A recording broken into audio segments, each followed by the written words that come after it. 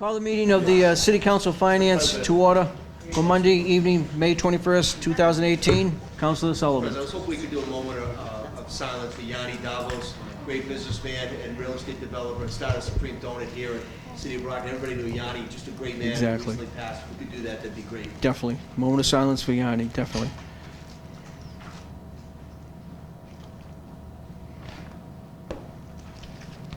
Thank you, Mr. President. May he rest in peace. Great cream donut, too, he used to make. Oof, telling you. All right, councilors, as you see in front of you, first off, you have a revised agenda, and it should be right up there on the left. It says revised, and just to hit a couple points to why. One of the reasons is number 9. It was incorrect because we had it going to that appropriation coming from the DPW commissioner, and that was incorrect, and that was my fault. I didn't catch it then, so that's why that's revised. It is coming from the Brockton from the Parking Authority, so I just want to make sure that we got a correction there. Also, councilors, on items number 1, 2, and 3, at this point in time, I'm going to ask that we're going to table 1, 2, and 3 because of some errors in regards to the way it was presented to us through the order, and we've worked that out with the mayor's office today, and the new order is at the clerk's office for them to bring to us next week. And that way there, we'll have it for the finance meeting, which will be held in June. So at this time... Motion, second. Item 1, 2, and 3. Second. Motion's been made and seconded that we table items 1, 2, and 3. All in favor? Opposed? So be. The other item, councilors, I just want to just remind you, cell phones to please tone down or shut off just while in the course of the meeting. At this point in time, I know that the mayor contacted me. Again, we were in conversation this morning quite a bit, and I know he has a commitment also somewhere else this evening, but he's asked that I take item number 12, resolved that I filed, which is very, very important because it talks about the human resource office that's going to have to begin actually when our personnel director leaves. So I'd like to take that out of order and do that first because of the fact that he has something. Second. Motion's been made and seconded that we take item number 12 out of order. All in favor? Opposed? We do that, and I'm going to ask the yes, Councilor Sullivan. Question relative to your explanation on number 9 where there was a Scrivener's error and this was revised, but how did it get referred to this council's committee? With the Scrivener's error or without? It was actually a late file, and I think, I don't even know if it was even put on there, to be truthful with you. I was trying to listen at the meeting last week. It came as a late file. It was one of the late files last week. So at that point, it went on as, and I don't know why it went on as DPW, to be truthful with you. When I listened to it, I didn't hear either one or the other. So, Councilor Monahan.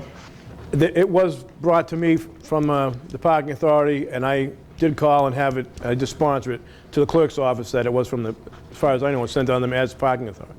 Right. Not DPW, so must just... And as I recall listening to the meeting the other evening, and I do watch each and every meeting purposely, and I heard the late file because there were 3 of them. This was one of them, and I don't even really hear it recalled coming from a department, to be truthful with you. From parking? Yeah, it was okay, from thank you. Okay, so at this point in time, we're going to item number 12. Madam Clerk, would you please read it? Resolved that Mary Accardi, Senior Associate for the Edward J. Collins Center for Public Management at the University of Massachusetts, Boston, McCormick Graduate School of Policy and Global Studies, be invited to appear before a committee of the City Council to present the findings of a Human Resources of Review. Invited Honorable Mayor Bill Carpenter, Mary Arcady, Senior Associate, Edward J. Collins Center, UMass Boston. And councilors, just so you're aware of this, this item here, it's the first time that it's been discussed publicly. The mayor did discuss it with me, I believe it was 2 weeks ago, Mr. Mayor, I think it was, when we had our meeting, indicating that it was coming forth. He hadn't received it as of that time, so nobody has seen it other than Mr. Condon. I believe Maureen Cruz was involved, and I believe our city solicitor, Attorney Phil Nazarella, and the mayor. So this is the first time that this is being vented. That's why it's very important, because it allows us to move forward to what we have to to steps that we have to take to create a human resource in a department with a review. So that's why the mayor is here to explain, and then she'll come up and give her presentation as well. Thank you. Mr. Mayor, good evening. So, good evening, councilors. Good evening, Mr. President. First, let me thank you for the courtesy for taking us out of order this evening. Our guest, who I'll introduce to you in just a moment, Mary Icardi from the Collins Center, has traveled from Shrewsbury tonight to be with us, so she has a long ride home, and I appreciate the consideration that was afforded to her. As you mentioned, Mary Icardi is from the Collins Center for Public Management at UMass Boston. That's part of the McCormick Graduate School. We, last year, retained the Collins Center to conduct an extensive top-to-bottom review of the city's personnel department. We've asked them to look at every aspect of personnel and human resources, from organizational structure to best practices to analyzing our operations, identifying potential areas of liability and needs for improvement. And the report that she will present to you this evening does contain a wide range of recommendations that she will review here with you this evening. After you've had a chance to review this report, I do plan tomorrow morning to file with the council a proposed ordinance change and job description for the current personnel director position to a new position of Director of Human Resources. But I thought it would be premature to file those until you'd had the opportunity to review this report and have an opportunity to speak directly with Mary. But I do believe as we go into this process, we know that the current personnel director is retiring in July, so I do think our first priority is to recruit, to screen, and to hire the new leadership of a human resources department. And we'd like to get that process started as soon as possible, with the Collins Center assisting us in both the search, recruitment, and screening of candidates. So having said that, I'll introduce to you Mary Icardi from UMass Boston. Thank you, Mayor.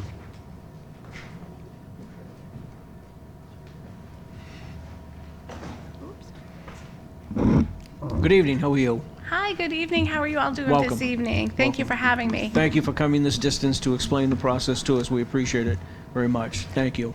All right, great. I told the mayor I would only take about 2 hours tonight, and the Celtics. That's shorter than him, so that's game. okay.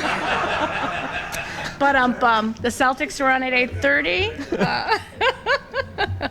So what I thought I would do is just jump right in, give you a brief overview, and then answer any questions. I'm gonna not let you read the report while I'm speaking, because you'll get lost in the details. So I will pass it out as soon as I'm done, and we have certainly, can follow up as need be. Just on behalf of the Collins Center, thank you for letting us come into your fabulous city. We've done a few projects with the cities and the schools in the past, and we're happy to be back. I'm particularly happy to work on the HR review, and I want to start by thanking my longtime MMPA colleague Maureen for providing me with all the information and the access that we needed to conduct this study. She's been tremendous. For those of you who don't know, the Collins Center was created, we're coming up on our 10-year anniversary in 2008, with the sole missions of helping governments work better. Our work spans from, I lead the HR practice, so I do executive recruitments, and we'll be thrilled to helping you move forward in filling the HR position. And we do classification and compensation studies, policy reviews. The other arm that I'm not involved in, we do a lot of charter work and statistical analysis. So please think of us in the future, and we are happy to be here. A little bit about me. I got to see my old friend Alan Shapiro, who was the labor attorney when I was in Watertown as the HR director for many years. So happy to see an old friend.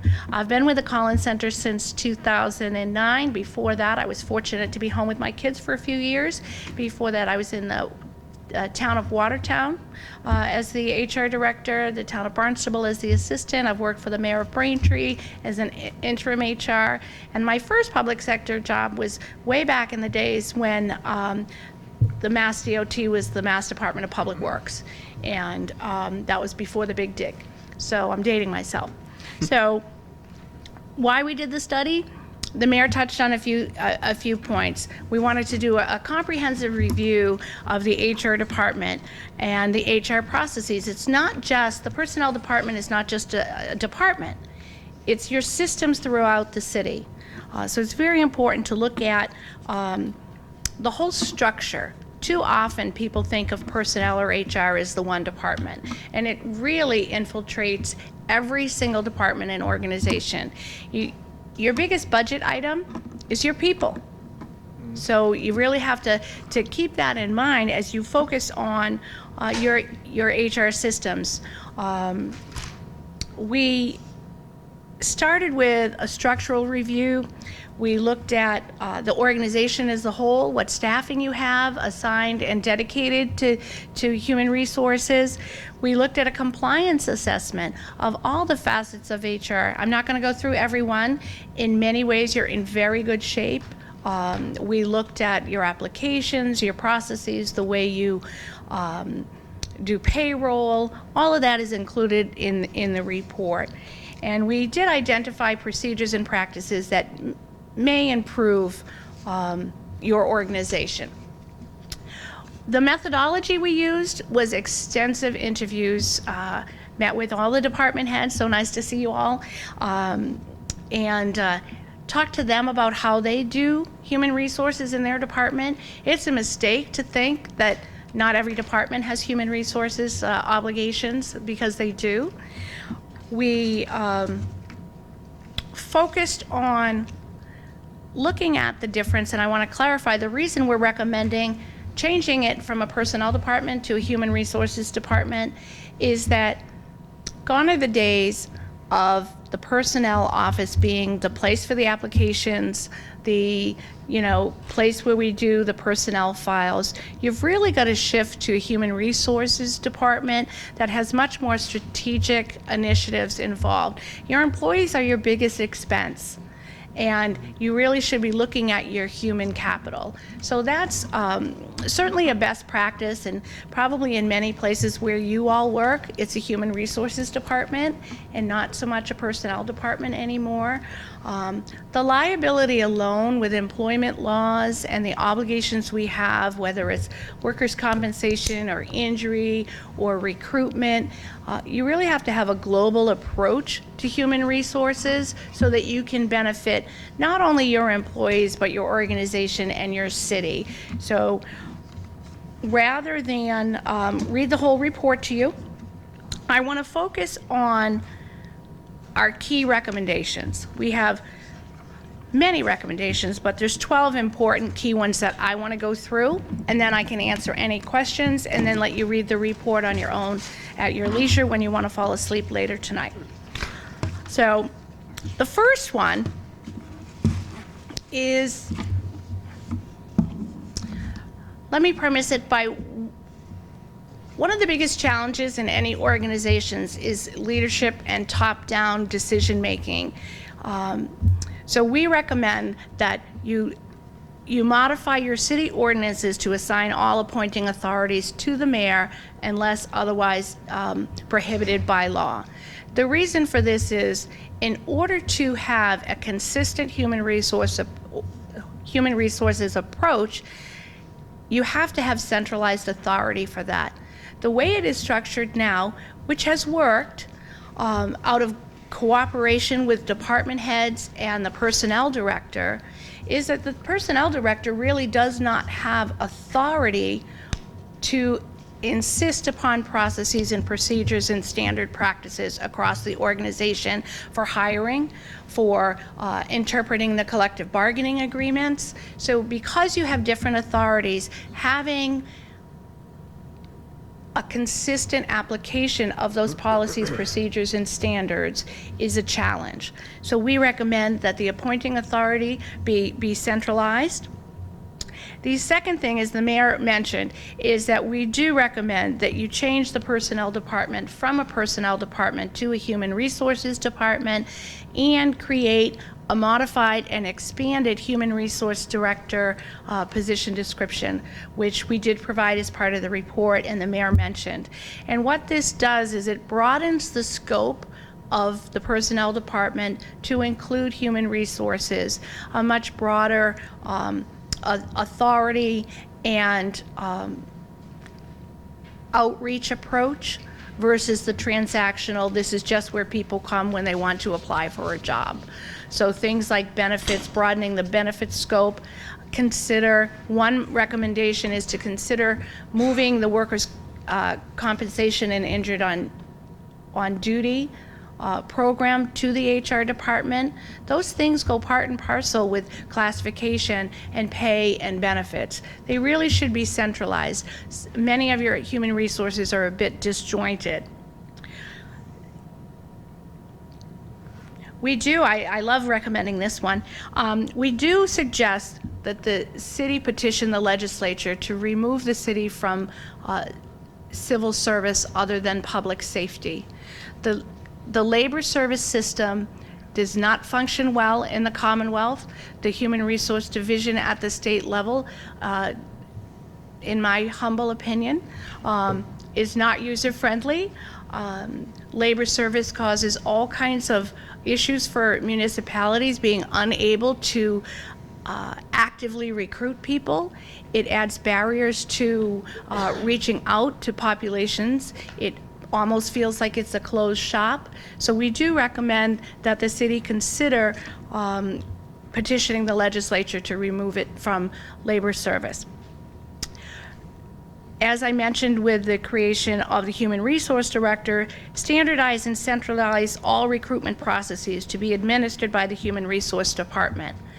This doesn't take away from the authority of department heads to recommend who they want to recommend and who they want to hire, but it does require the process to be standardized. Liability happens when you have different processes for different groups within an organization. We recommend in detail in the report that questions be standardized, documented.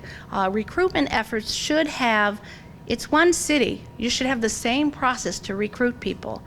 Other than police and fire that might have a much more in-depth process, but that still should be through the human resource or in concert with the Human Resource Department. The city needs to develop a comprehensive equal employment and affirmative action policy and a statement, and increase and enhance efforts to perform outreach to recruit candidates from diverse and underrepresented populations. You have a very diverse community and less so in your workforce.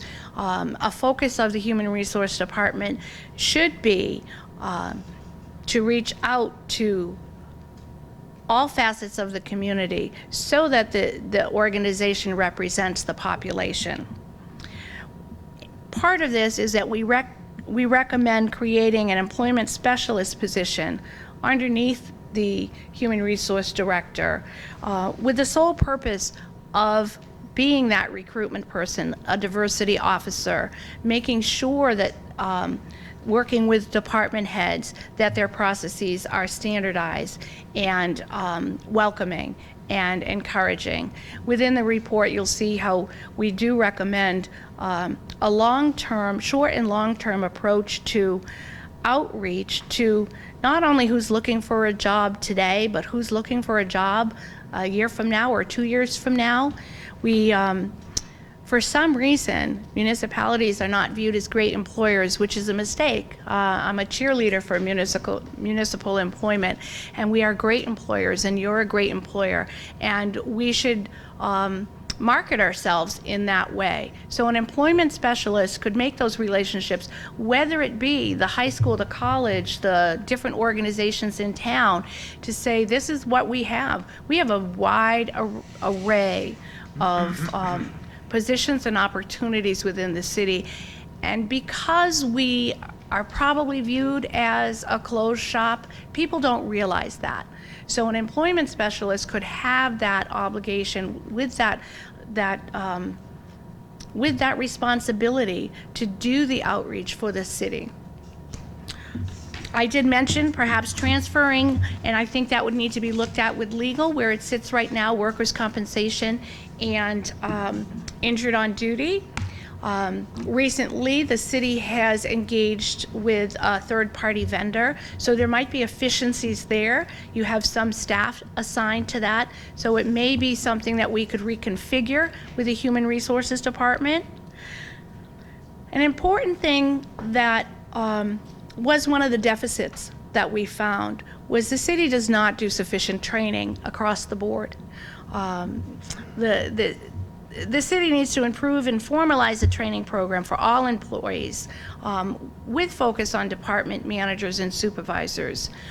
There's so often people get promoted, but they don't get trained on how to be a supervisor. So we suggest a formal training initiative be undertaken after the hiring of a new HR director and an employment specialist. And particularly, the city should do formal training in performance management, respectful workplace, customer service, discrimination, biases. When you're in a closed shop, you don't see beyond who you're in the closed shop with. So it's important for the city to look beyond its own walls. We recommend address the findings and the recommendations of compliance, things like formalizing applications. One of the things that this city could do much better on is making these available online. You should move to an online application. I know there's new software coming for the city, so that's really exciting, where you can do applicant tracking. You can use that information, statistical data, to make a plan of where you need to move in the future. And then finally, we have recommended approximately 50 policies that the city should adopt or modify. Many of your collective bargaining agreements have many of these policies, but a uniform approach to having the same policy citywide is certainly recommended. Those are my 12 in a nutshell. I won't go through all of the smaller ones, but I am happy to answer any questions in general or in specific. Anyone, councilors, any questions that you may have at this point in time? Councilor Fowle? Once we receive the report and we're able to digest it, I think we'll probably be able to come up with some questions and comments, so perhaps you'll be willing to come back at a later date after we've had a chance to go through it. We're always willing to come back. Thank you. Thank you, Mr. Chairman. Councilor Beauregard? Thank you, Mr. Chair. Yes. Thank you, very impressive. If it's okay, can we come and visit you where you work? Are you normally at UMass Boston? Never. Never, really? That's where the office is. My office is my dining room in Shrewsbury. Oh, okay. Know the feeling? Yeah. If anybody has been to UMass lately, there's no parking. I have been. It's a challenge. So the way that we work is I'm an associate, and I work from my home, and we go out to the different clients across the Commonwealth. Okay. Oh, no, because we'd love to have you back. Oh, great. our I'd be call. I happy was to just come back. curious. Yeah, okay. Thank you very much. Yes. Anyone else, councilors? Second. Motion been made and seconded that we move this favorable back to the full city council. All in favor? Opposed, goes back to the full city council. We thank you, and we Thank appreciate you for taking me early as well. Have a good We evening. appreciate this, and definitely be, I'm sure we'll be in contact, no doubt. Thank you Okay, very great. much. Thank you. Thank you, Mr. Mayor. Thank you. Councilors, we go back to item number, we received, everyone has the information? Item number 4. Ordered, annual budget for fiscal year 19. Invited John A. Condon, Chief Financial Officer. Councilors, as you can see, the budget book is in front of us. I had conversation with Mr. Condon just last week, and he indicated that that was possibly going to happen this evening. It's happened, it's here. And as always, and for those of us that are familiar with it, it's the big book. It's the big book, excuse me, that tells us everything we want to know. We hope, anyways. But in any case, just a couple of comments, whatever you wish to say. Well, I don't want I'll to get just be too much brief because discussion. you're going to be having budget hearings, and I Exactly. hesitate to present the budget in advance to the mayor because it is his budget. But I will make a couple of comments. One is, I know there's a lot of interest in terms of what in the budget is funded but vacant positions. We're working on an exhibit that will get you that for the city departments plus public safety, and as soon as that's created, I'll get it out to you in hard copy and email. I think it will make your reviewing of the budget books a little bit easier. There will also be a formal presentation by the mayor. I may participate in it, but my office is working on the data for it right now, and it will be, I think, pretty comprehensive in terms of showing where the money is coming from, where it's going to, breaking it down a little bit more in detail, showing you some trends over time as to what's been going on with city revenues and classifications of expenses, and also how we're funding the school department. And the last comment I'll make, unless you have questions, is that as it's been the case in the last several years, my CFO certification is for the fiscal year in front of us only, fiscal 19, and I'm not giving a long-term certification. The reason for that is that if you look at the trends, especially in state aid over the last 10 years, not in Chapter 70 alone, but in aid categories to the city which are not restricted, and compare, for example, fiscal 2019 to fiscal 2000, you'll see that as the state has had problems in funding its own budget, it has made up some of those shortfalls by how it's distributed aid to the city. So there's been a lot of talk lately, and the mayor's comments I think will focus on this as well, on how Chapter 70 in its present form doesn't really meet the needs, especially of urban communities. That the foundation formula itself no longer reflects true cost, especially with respect to how money is distributed for low-income students, for special education students. And lately, the way the state has been diverting Chapter 70 money, which shows on our books but never reaches us, for charter schools. So we're spending about $15 million a year. It shows as our money, but it never comes into the city's coffers. It's intercepted by the state and is sent out to the charter schools. That, as well as the way they've changed counting for low-income students, not just the formula rates, but how they count those students. You guys who've been on the council for a few years remember when this first came up a few years ago. It's cost us millions of dollars. All of these forces converging on the city have put us into a budget squeeze. We're rather holding our own, I think, with respect to the general fund budget that supports city services, but we're not holding our own with respect to the school budget, and that's why you're hearing these cries of distress year in and year out about how are they staffing on the school side. And primarily, I say the problem lies in, one, the state, and two, the restricted revenue base that is in the city for us to try to make up those dollar shortfalls. You have a property tax limitation law in the state, and you have a community which has reasonably low property values per capita and rather low income values per capita compared to other parts of the state. So if you're going to impose additional revenues on that population, it's difficult for them. You know, we hear this all the time. Brockton isn't Weston. You can't ask the Brockton residents to kick in to the extent that the selectmen in Weston perhaps can do it. So there will be a lot more on that in the mayor's presentation, and to the extent he wants me to participate, I will. And I hope that we can have a good discussion on the budget, and at this point, I would take any questions. Okay. I don't think we really want to get into any discussion. We've got the books. Anybody that feels as you're going through the book in the next couple of weeks, please feel free to call Mr. Condon, call the mayor if you wish to. I'm sure they'll go through anything. I will go through the scheduling with you at the conclusion of the meeting this evening before we depart for what we'll be doing for the process. So appreciate it, Mr. Condon. Appreciate having this in front of us. Did you say, is the school budget following? I didn't hear. No, I don't have the formal have school that yet. budget as yet. What you've got in the book is the large appropriation that the city makes for net school spending, net school spending. for non-net school spending, and a modeling tool which shows how we develop that budget with respect to the cost in the city's budget and the obligation under the state. That's in there. That's but in there. the big book that the city school department makes, I don't have that Yeah, yet. okay, all right, very good. All right, I appreciate that. Favor recommendation back to council. Second. Motion made and seconded to go back to the full city council. Favor recommendation, all in favor? On the motion, council. Shouldn't that be postponed to a finance meeting? We're gonna need to do the budget Yeah, it at the can be postponed to finance. a finance. Yeah, it would be postponed to a finance. Revoke my motion. Make a motion to postpone Second. to a finance meeting in June. Right, which will start, yeah, exactly. That's okay. Motion's been made, second's going to go back to a finance meeting in June. All in favor? Opposed? Goes back to the Thank you, finance councilors. in June. Thank you, Mr. Condon. Item number 5, Madam Clerk. Ordered pursuant to the provisions of MGL Chapter 44, Section 53A, the City Council authorizes the acceptance and expenditure of the total grant award in the amount of $381,350.64 from the Commonwealth of Massachusetts Department of Transportation to City of Brockton Planning Department MassDOT Main Street Grant Fund. The grant will fund for work toward restoring two-way traffic to downtown Brockton.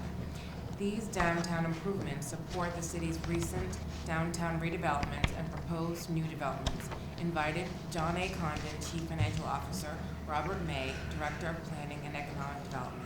Good evening, Mr. May. Good evening, Mr. President. Councilors, how are you? You're on. It has been a long road, no pun intended, sorry.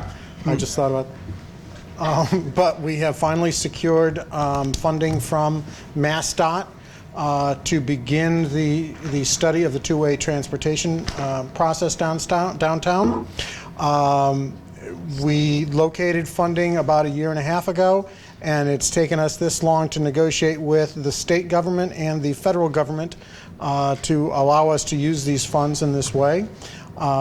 With your approval this evening, we'll be able to, or well, next week actually, we'll be able to accept the grant from MassDOT. And we have a scope of work already negotiated with BSC Group to deliver 3 products to us. One is the revised downtown traffic study. The task 2 is the concept plans and public outreach. And the third, and just as important, is the confirmation and establishment of the right-of-way downtown. Just as a FYI, we don't know where our public property starts and stops, and that is causing some headaches with other transportation projects in downtown. Very good. Council Fowler? Questions, Mr. May. I know a study was done on two-way traffic some years ago. I take it that is so outdated that we need to expend the grant funds to update it? Yes, sir. The study was done almost a decade ago, and the software that OCPC used to create that study is no longer supported. So we have to recreate that. Plus, we have new traffic counts downtown, and all of that needs to be incorporated into a new dynamic transportation modeling system. Did we pick BSC or did the state? We have picked BSC, although the state has been working with BSC on this project. They were originally, this is the second part of an earmark that came down from Senator Kennedy a long time ago. Okay. The first part of the earmark did the downtown streetscape improvements, and BSC was hired by the state to do the construction management of that process, and BSC also worked with us in securing the new scope of work. So they did a lot of the legwork in getting MassDOT and Federal Highway Administration's support for the project. All right, now there is a match, correct? Yes, there is a match of $95,000, give or take, coming from Chapter 90 funds, and that has already been worked into Mr. Raleigh's budget between the mayor and Mr. Raleigh. Okay, I will tell you, obviously, downtown two-way traffic has been discussed for probably 25 years. It does concern me that we're going to take $95,000 from Mr. Raleigh, which means someone will not get a street done in their neighborhood. But the other thing that worries me goes back to something my colleague, Councilor Rodriguez, said about a year and a half or 2 years ago. We're great at creating studies. I can remember going into office, and in the mayor's office, I had an entire bookshelf with economic development studies, traffic studies, water studies. My concern is we're going to do this, and it's putting out a little false hope that we're close to doing this, when in fact the price tag is $6.28 million to do it.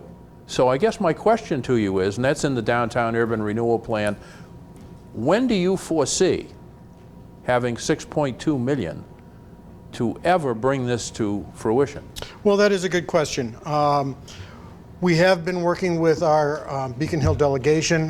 There was a earmark that is in, or there is an earmark that is in a bond bill that is a little over $5 million for the project for two-way transportation. Obviously, a authorization and allocation are two different things, but we'll continue to work with Secretary Pollock and the governor's office to make sure that that bond authority is implemented. The DIF also continues to create increment. We will be able to do some of these projects are also on state numbered roads, and so they could go into the TIP, which is the Transportation Improvement Program. So there's a number of different paths that we'll be able to follow to secure funding for the implementation of the project. As a matter of fact, we do have a PNF, project notification form, and this work that we're in front of you right now will supply us with the second half of the information that's required for a project needs form, and that will then get us a project ID to get it onto the federal, the TIP list. But so they're potential sources, but the honest answer is we don't know when or if we would ever have 6.2 million, do we? It's hard to say if we would be able to do that, yes. Will the study done by BSC network with the people downtown to find out if we might have to ban parking on one side of the street because vehicles are larger now? They have these mirrors that extend, even an F-350 pickup. I don't think you're going to be able to, these are all things that came up before. You're not going to be able to park on both sides of the street, so someone's going to have to give up parking. Small businesses, I mean, it will be disruptive when we do this. Small businesses may not be able to function for a period of time. Will all of that be part of the 385,000? It is going to be a very extensive public process with several community meetings, local input from the business community, from the 2 ward councilors, from the chamber, from transportation advocates, very robust public process. Okay. Well, I guess my last comment, and I would say this to all my colleagues, it would be very sad if we go ahead and do this, and then this report sits on the shelf and nothing happens, because people are thirsty for progress, not only in Brockton, but downtown. But they're also very much focused on having their roads repaired. Councilor Cruz and I are dealing with someone now who is quite animated about having her road done. And I would hate to see us expend this money, take the $95,000 from our Chapter 90 funds and then have it go nowhere. So at this point, it sounds like a good plan, but I'm a little concerned about the long-term progress of this. Thank you, Mr. Chairman. Thank you. Councilor Beauregard? Thank you, Mr. Chair. Thank you, Mr. May, for coming this evening. I, too, am worried. I mean, it just kills me to take from any department in this city, because most of them are operating with limited funds to begin with. And there's so many areas, if we had more funding, so much more could be done. So to see money removed from the DPW's, street part, any part, but streets, because the #1 request from individuals that live in Ward 5 is to have their street paved. So that makes it a little difficult. I have been around to watch these various studies go into, and I realize you have no control about what happened in the past. I'm really big on learning about what happened in the past, and maybe, so I'm hoping that there's certain information that we can take from the past. Also, I'm a strong proponent of letting public input. They're paying the bill on this. So I believe that the public input should sort of come at the beginning of the project instead of later on. We had an instance last week where individuals had been meeting about a project downtown, and many people weren't invited at the beginning, yet they had been part of so many things downtown and in the community, and yet that evening, all of a sudden, oh, all these things are planned, and yet people were not included in the original planning process. So they were sort of like an afterthought. So that was a little disheartening and disappointing. So I'm excited that there are really well-respected aspects to this, with the Old Colony Planning Council doing so much to see road improvement in our community, and others that are adjacent to us, because it does help if people can get in and out of the city properly. I definitely want to see all this information available. I'm big on transparency. I definitely want the residential input to come at the beginning and often, and not just in a public meeting, but access to, you know, email and what have you, so that BSC group can get all this. I am pleased that they have worked with the state, so they seem to, you know, obviously grasp this.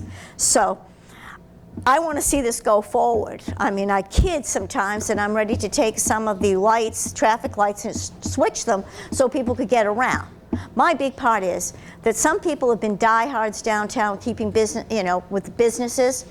And so to me, if they turn around, I want to make sure their input is there, because there hasn't been a huge amount of economic development. So those people that have stuck around, I want to make sure that they are invited to the table at every step that's possible. So that's a huge, you know, request of mine. But I want to thank you for coming up here.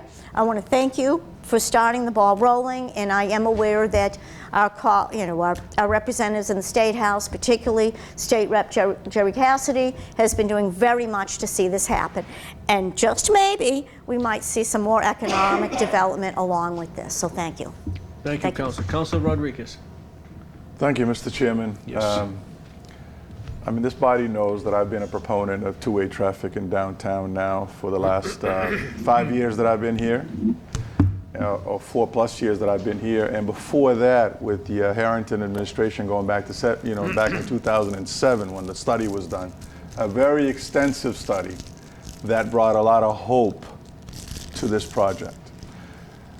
With all due respect, I find it hard to believe that a quarter of a mile that used to be two ways back in the 70s or 60s and whenever it was done, I remember it being two ways. Mm-hmm. Now all of a sudden becomes one way, and with all due respect, the cars are actually smaller because we don't have the humongous Cadillacs that we used to have back in the days, you know? So a street that used to be two ways, and again, you come up in front of, just before you get to Belmont Street, it's two ways. And when you come up by BCA and Irving's, it's two ways. Mm-hmm. But that little quarter of a mile is the centerpiece of all these discussions, whether or not we need to have some special studies. Now we have to have some special input, like we're designing a new space shuttle, you know, for a street that used to be two ways. I'm actually floored by this, you know, where, again, if we're designing a road from the get-go, I can understand that. But it was a road that used to be two ways, with buses parking in downtown. We used to have buses parked in downtown, up and down. People parked everywhere. There was parades. There was all kinds of stuff done in downtown Brockton back in the days. But now, with all this technology, we need to have a special study done to spend thousands of dollars, and I believe this is study number 3 coming up. This is study number 3 that I know of. Never mind the ones that I didn't know. This is study number 3. And instead of us, you know, and I said this the other day, you know, Jesus, if we need to borrow some money to do something, let's do it. Because you know what I'm afraid of? I'm afraid that those that will provide input to this project are not those that will be benefited by this project. You know, there will be people from the outside coming in and pitching their dollars and cents, and those of us that want to see this thing returning to two-way traffic, we will never see it, because it's going to be done by popular demand, and the demand is going to say, don't do this, you're going to need another $1 million to shave this curve, another $2 million just to be able to turn those lights. But to me, it's ridiculous. I mean, we've been talking about this. I mean, I hear this story about downtown improvement, how we're going to improve downtown. We've tried everything. Every single thing we've tried. The only thing we haven't done is returning Main Street to two ways. So why not put that into the top of? I mean, we're dealing with, special projects, green spaces, purple spaces, yellow spaces. We want downtown to come back. I think the only way you're going to have downtown come back is if you create controlled chaos in terms of traffic in downtown. Until we have controlled chaos in traffic, where people can actually window shop while they're sitting in their cars, that it's not a highway where you drive to at 40, 50 miles an hour, downtown is not going to come back. And I'm afraid until such time that we stop with this nonsense of studies, let's go after funding that would actually do the job instead of just studying for another study, to discuss another study, to see when we're going to do another study. I am actually getting pretty old, and I'm afraid this thing is, my grandson might be able to see this thing come into fruition, because the way we've been going. I mean, remember in 2007, I remember we had it all plastered all over City Hall. There was nice little, how this street corner is going to get shaped off, and how this street is going to come in and stay one way, two ways, or whatever. And it was beautifully done. And we were about to get that done, but then there was issues with, well, we'll see if a bond comes through, if the state folks will come through. And guess what? It just died off. Another study came about. We discussed another study. And now we're discussing a third study. My fear is that we're spending way too much time discussing issues that were non-issues. I don't understand how, if a road that was in 1970 was a two-way traffic road that went to one way, now all of a sudden needs to have NASA engineers to study it so we can turn it back to two ways. I don't get that. These are the rules of the game. This is how federal money is spent. This is how state money is spent. And I can't change those rules to just, and even if we had the authority and council gave us $5 million to spend on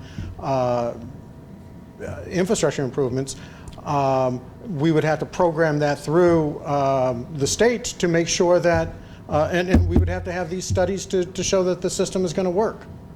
But are we going to put some sort of a added pressure on ourselves as government to make sure that once this study is done and the $90,000 that we take out of DPW for this particular study, are we going to say, you know what, it's all hands in so that we can actually get to stage two and get this thing done versus to say, this is the first time what that happens with this study. This is the first time that we've submitted the project need form and the project identification form. So it is moving through the state process. So where the study was done in the past and looked nice on the walls, nobody ever filled out the paperwork to submit to the state to get the programs funded. Mr. Mayor, you know what I actually want to hear? I want to hear a commitment from you to say that once this goes through, that your next priority is to make sure we go after funding to get two-way traffic in downtown. Well, it is our funding. It is our priority No, your to do priority. that. It is our priority to do that. Top priority. Yes. Okay. Thank you. Thank you, Mr. Thank you, Council. Council Sullivan. Mr. Conant, I just had a couple questions for you. Good evening, Jay. Evening. Relative to the 90 or 95 grand or whatever coming out of DPW, what was the thought of, I mean, it's such a small amount, why wouldn't it just come out of stabilization? We could have, the mayor made the choice simply that he would use Chapter 90 money, which is road money, to combine it with this road study. That was why. Okay. But you could have taken it out of stabilization. You could have looked elsewhere in the budget. Okay. And then the last question, kind of piggybacking on what Moses was just saying. In your opinion, you've been around a while. How difficult would it be for us to come up with $7.5 million on a bond for this project? Well, that wouldn't be difficult. Squeezing it into the budget might make the budget tight. No, I mean outside, Yes. getting funding outside, going to the market, getting a bond, Not a- 20-year amortizing, whatever. The only problem would be just making sure you had the money in the budget to pay for the that. annual amortization. You've also got the authority in the DIF program to borrow money under that DIF program and use the revenues from the growth in the DIF area to pay the bond. Pay the bond Now, back. if we were going to do that, my recommendation would be to do it as a general obligation bond in the event that that revenue didn't, the extra tax revenue didn't materialize. The bond buyers would still know you're going to get repaid by the city's ability to tax. But I don't think if it's probably not 6 million anymore, it's probably 10 because of the years that have gone by. Probably has, yeah. But Even if it's 12, say it double. That's right. The answer is yes, you could do that. Thank you. Yes. Councilors, my humble opinion is, I mean, Mr. May expressed to us that the software from the one that was taken under Jimmy Harrington's administration is obsolete now. It's gone, right? So, I mean, it would only make sense to spend 95 grand, and I think it should have come out of stabilization as opposed to Chapter 90. I mean, we got a lot of stuff to do with even just potholes, but the mayor made that decision. But I think we as a collective body, we just got to step up to the plate and swing. And when this report comes back, let's just get it done. Let's just put some massive pressure on as a legislative body to get the funding from a bond, even if it's 12 million bucks, because 13 years ago, at my first political debate ever, Peter Azieff, myself, Linda Belzotti, Tommy Brophy, and Petty, we were all asked the same question: do you support two-way traffic? 13 years ago, my position doesn't change. Yeah, let's just get it done. Stop talking about it. Stop wasting this money. So I'm going to be a councilor that's going to push when this report comes back favorable that we need to work to try to get the bond in place. I mean, 13 million bucks over 20-year amortized is short money when you're talking over $400 million budget. So Exactly. that's my humble thoughts. Thank you, Mr. Chairman. Thank you, Mr. Condon. Councilor Lally? I just had a question for Jay real fast. Yeah. Well, I did have a question for Mr. May, but that was answered with we can't use the old studies and everything. Is it possible, if we request it or make it known that we would like to see either stabilization money used for this or the money taken out of the DPW replaced, could we see that happen?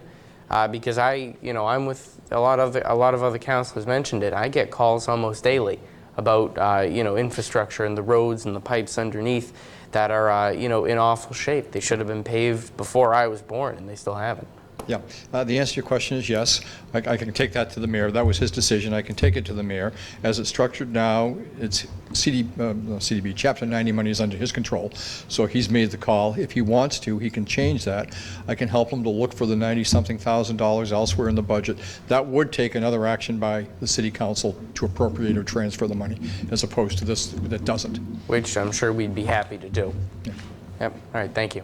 That's it. Councilor Lally. Councilor Derricourt, then I'll I just go. want to know the balance and stabilization. While Jay was standing Yeah, there currently. It's 3.3 million. Actually, we're looking to add tonight in a couple of agenda items another $300,000. But yes, there is money there, and I'm sure there's also money elsewhere in the budget for 95 to look and find it if we had to. Thank you, Mr. Chairman. And just before I recognize Councilor Derricourt, as council president and as a ward councilor that hears the same thing about streets, I will talk to the mayor myself as well, Jay, and see what we can do to take it from somewhere else. I'm sure we can work it out together. Councilor Derricourt. Thank you, Mr. Chairman. Can I ask Mr. Mayor a few questions? Yes.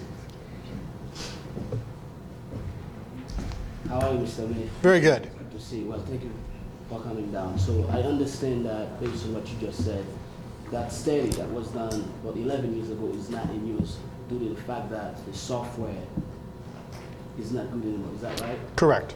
So my question to you, is there anything that we could possibly use based on the information that was collected, given the fact that Main Street is still there? I'm assuming there was some language. So if this software is not good, what about the languages? I'm sure that the physical output of the report, which is in a PDF format, will serve as a basis for where we're moving forward on. The traffic counts all need to be updated, the turning movements. They need to create a transportation model that shows how the cars interact with each other. That is part of the public participation process, where we can show, if somebody says, well, what if you keep this one street one way and let this be two-way, then you'll be able to see how the cars flow through the model. And that's a very important communication with the public and with the other transportation engineers. So my other question, does an increase in population have an impact on the design in the sense of like the traffic way?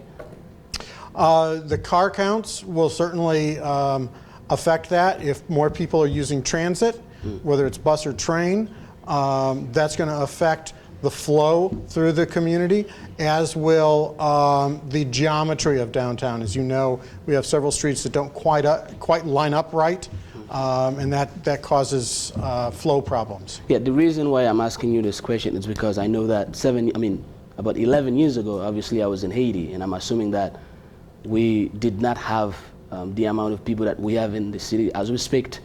For some reason, maybe like the number could have an impact on it, but my biggest concern is that if we did a study like 11 years ago, and we cannot even, based on what you just said, it's like this software is not good anymore. So let's say that we approve this, we go on in the study. So I don't have to worry about like another 11 years ago when hopefully, well, let's say that 11 years from now, this thing doesn't happen. Would there be a possibility for us to claim that this study is not good and we're gonna have to move to another one? No. The company that produced the old software was acquired by somebody else, and it, like most other technologies, it goes away periodically. We're using the leader of the industry software, and I'm sorry I can't, Synchronicity I believe is the name of it, and that, although it changes versions, is an updatable software, and is more easily usable or user-friendly than the previous software. I mean, and our population has stayed pretty steady for the last 10, 20 years, despite the number of people who have moving to the community. The population has stayed relatively stable. It's like one of my other concerns is that, giving to what Council Rodriguez has said, as we speak, I think all of us somehow, somewhere have been asked on whether or not we would like to see Main Street become two ways. And my concern is that it seems like having the money to fund this program is not easy. So based on the question that he asked you, can you personally tell us that you will do your best? I know you cannot just call someone and saying that, give me the money, but can you personally promise this us that? This is a high priority for us. Okay. We have been working on this for a while. It's taken time to get through the Federal Highway Administration and MassDOT. This is basically found free money, and it was really only costing us our match. So I've been pleased that we have it. I'm not pleased that it's taken so long for 3 bureaucracies to negotiate a scope of work. It's just, I'm as frustrated as you are. Well, how do I put this?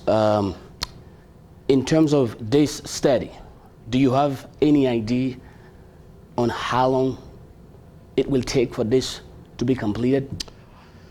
The traffic study and the design concepts are the easy part. That should be relatively fast, and I don't want to state 2 months, 3 months, and then be wrong.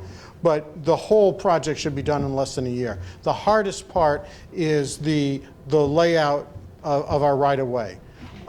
We have to, the consultant will go into the Recorder of Deeds, pull every single deed on every property on Main Street, and actually all of the properties downtown, because we have places where buildings go underneath the road, and underneath the sidewalk where deliveries are from, and we don't know if that sidewalk is actually ours or not. Okay.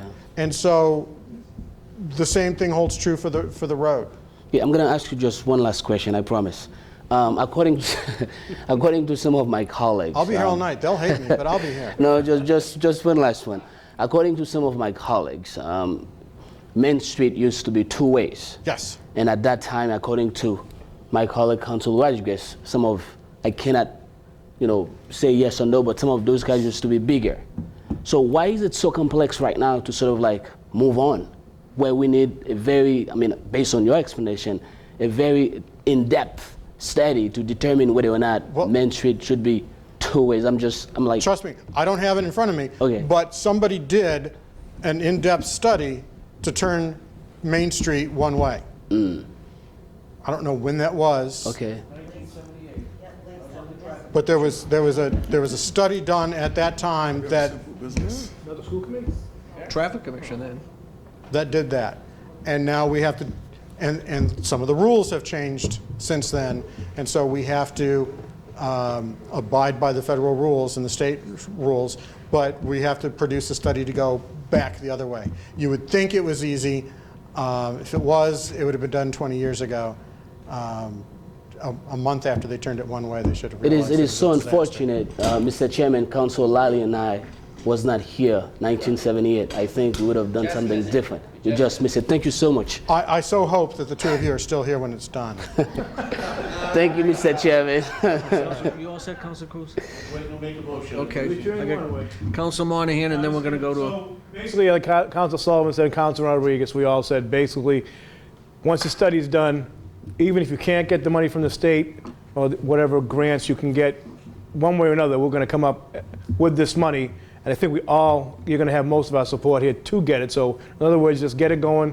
Whatever you need to do. I will be happy to And bring the I think study you'll have the and support the funding mechanism to you. of everybody here. So, thank you. Thank you, Mr. Chairman. Thank you, Councilor Cruz.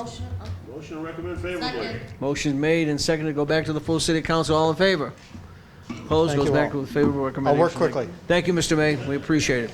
Madam Clerk, item number 6. Order, appropriation of the total grant award in the amount of $25,231.32 from Commonwealth of Massachusetts Attorney General Office Detective Division 2016 Community Policing Services Anti-Heroin Task Force Grant Award to City of Brockton Police Department 2016 Community Policing Services Anti-Heroin Task Force Program Grant Award Fund. Invited John A. Condon, Chief Financial Officer, John Crowley, Chief Police. Good evening, Chief. How are you? Good evening, thank you. Anything you'd like to say? Motion to recommend favorably. Motion's been made. Motion's been made and seconded on the motion. Councilor Rodriguez. Are you on the motion? Yeah, on the motion? I said on the motion, Councilor. Can you just tell us what this is? I know these guys are in the hurry to get out of here or something. It was a joint operation between the Brockton Police and the Attorney General's office. They agreed to fund it, and this is their reimbursement to overtime we've already expended. All right, I'm satisfied. Thank you, On the sir. motion. Councilor Azak. Good evening, Chief. How are you? Good, thank you. Question on this. As far as, is this a no-match grant, or is there a city-side match? No, we've already paid the overtime, and they're This is- reimbursing us. Okay. As far as grants go, and I think I'm very grateful for grants, but do they all go through successfully? Are we able to get all the funding from them, or are there grants that seem to fall through the cracks? Well, we fill out the applications and apply. Some we get, some we don't. They're very competitive, and many people are looking for the same grants. But all the ones we get, do we seem to be able to, we get all the funding for them? Yes, that's just the vehicle that they chose to reimburse us through. Okay. Thank you. Councilor Castro. Crowley, can you very briefly tell us what does the anti-heroin task force do in the city? How do we benefit from this? We worked with the Attorney General's office on an operation in Brockton that they was brought to their attention. They agreed to fund it. We did it, and they reimbursed us. What did we do? A narcotics operation. Okay. Thank you. Thank you, Mr. Chair. Councilor Borgard. I was just wondering, is this for the next fiscal year? No. No, okay, so this is reimbursement and you, for what you previously used? Yes. Okay, all right, thank you. Motion's been made and seconded to send back to the full city council. All in favor? Opposed? Goes back to the full city council. Favorable recommendation. Thank you, Chief. Thank you. Item number 7, Madam Clerk. Order appropriation of $800,000 from Personnel Employment Benefits Administration to schools, non-net school spending, $500,000, Stabilization Fund, $300,000. Invited John A. Condon, Chief Financial Officer. Mr. Condon, good evening. Good evening. Councilors, I need to apologize. This particular order and the one that has to do with the parking authority came out of my office at the time I was trying to get the budget in, and there were 2 errors in it. One is this one, and this is a transfer. It's not an appropriation. It's a transfer of already appropriated monies. So as a transfer, it'll take 8 votes to make it successful. So I would ask either that you move it on to council favorably, and I'll give you a replacement order for Monday night if that's fine, or if you'd rather do the amendment here, whichever way you choose to go. But it should have been labeled transfer. Mr. Chairman, I make an amendment that we slash the word appropriation and insert the word transfer. Motion's been made and seconded that we're going to, on the motion. I don't know if we have the authority to do that. I think the mayor has to do that. I don't think we can change an appropriation to a transfer, or can we? I'm not certain. How was it presented, Jay? How did it get referred? It was written up, I think, as an appropriation. That's what I'm saying. It was my. Where's it saying as a?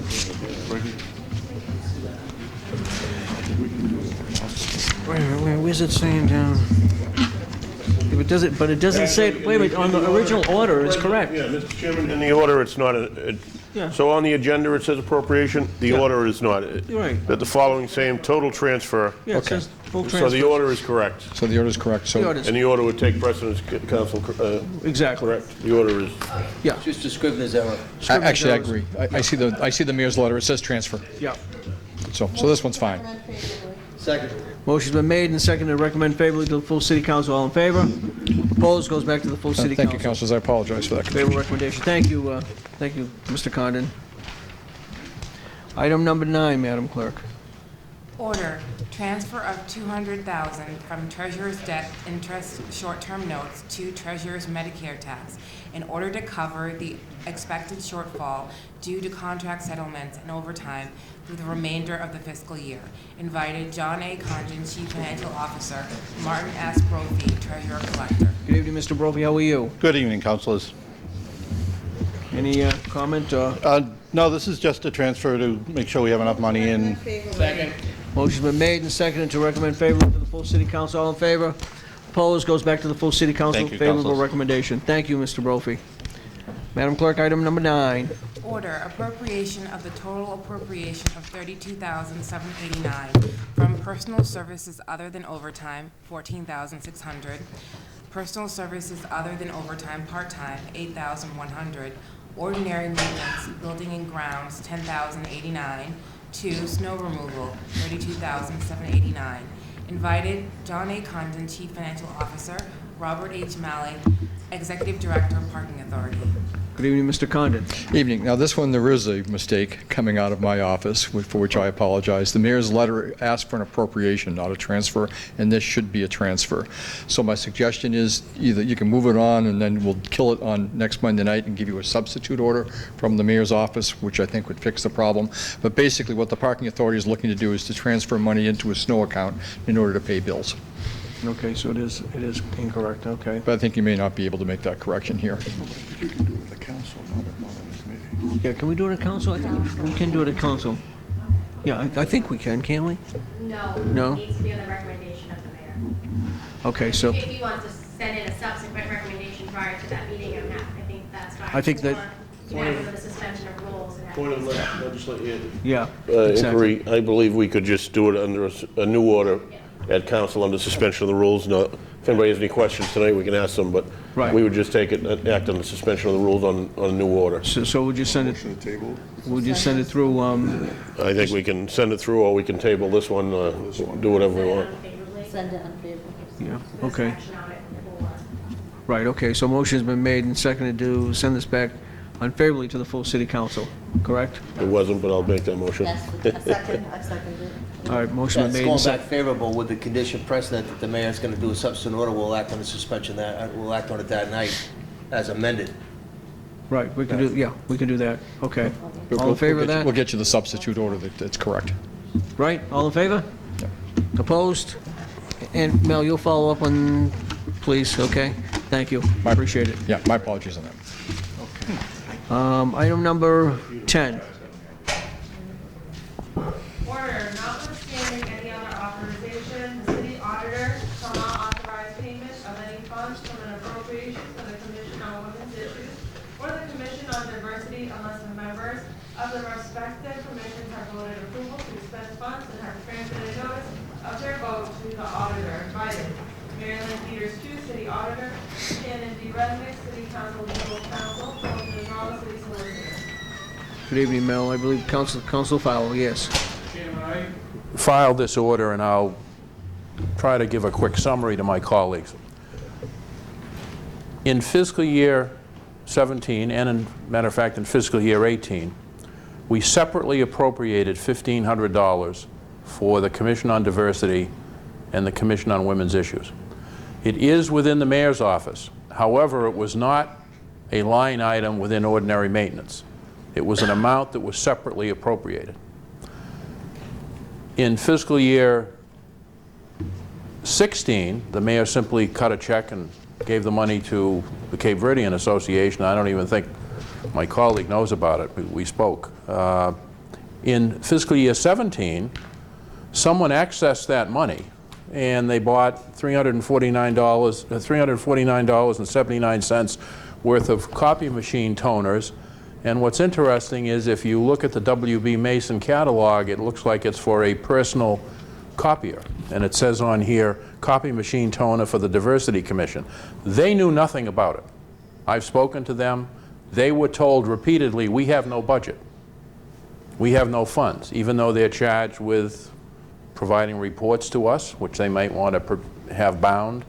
So I filed this order simply to say, look, if we're going to separately, if we as a council are going to separately appropriate an amount of money for a particular purpose, and if we have people who are volunteering to serve and give of their time on those two commissions, it just seems to me that they ought to have input into how the money allocated to them is being spent. Now, I understand and I have great respect for the solicitor. He's taken the position that money is within the mayor's office. He can spend it any way he wants. And that really has some very profound implications, because if that's true, if our only function is to appropriate money, and then we have nothing to say how it's spent after that, we don't need the accounts committee.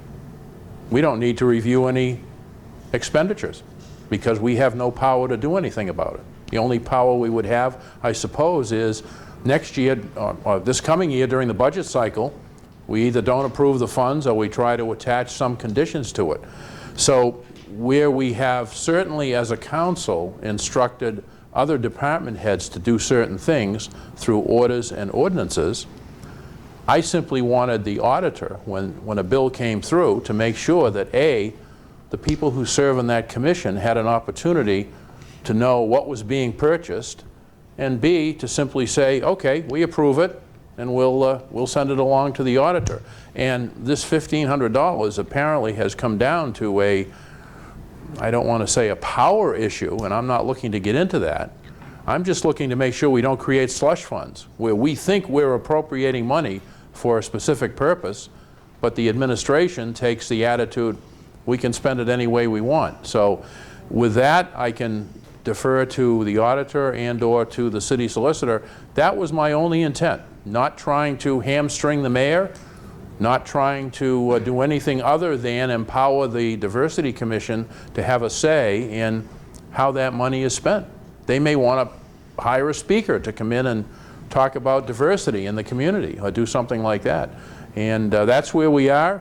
That's it. No hidden agenda, just trying to get them involved in the process and making sure that if we separately appropriate money, it's going to be spent for that purpose. If it were within the mayor's budget under ordinary maintenance, he can move that money around any way he wants, and I subscribe to that. But this in the budget order, it was separately appropriated. Thank you. Councilor Cruz. Thank you. I thought this was going to be not a big deal, but I'm very concerned about something you said, and I'd like to ask Attorney Nezarello to step up. I'm looking at our new budget book, but basically set up the same as last year. So is your position that any of those line items under the mayor's budget, he has total control over where he spends those, irregardless, it's not a word, by the way, regardless of what they are in the budget? Well, I haven't looked at those, Counselor. I was focusing on what but I'm looking at Counselor Farwell said regarding this particular line item. This,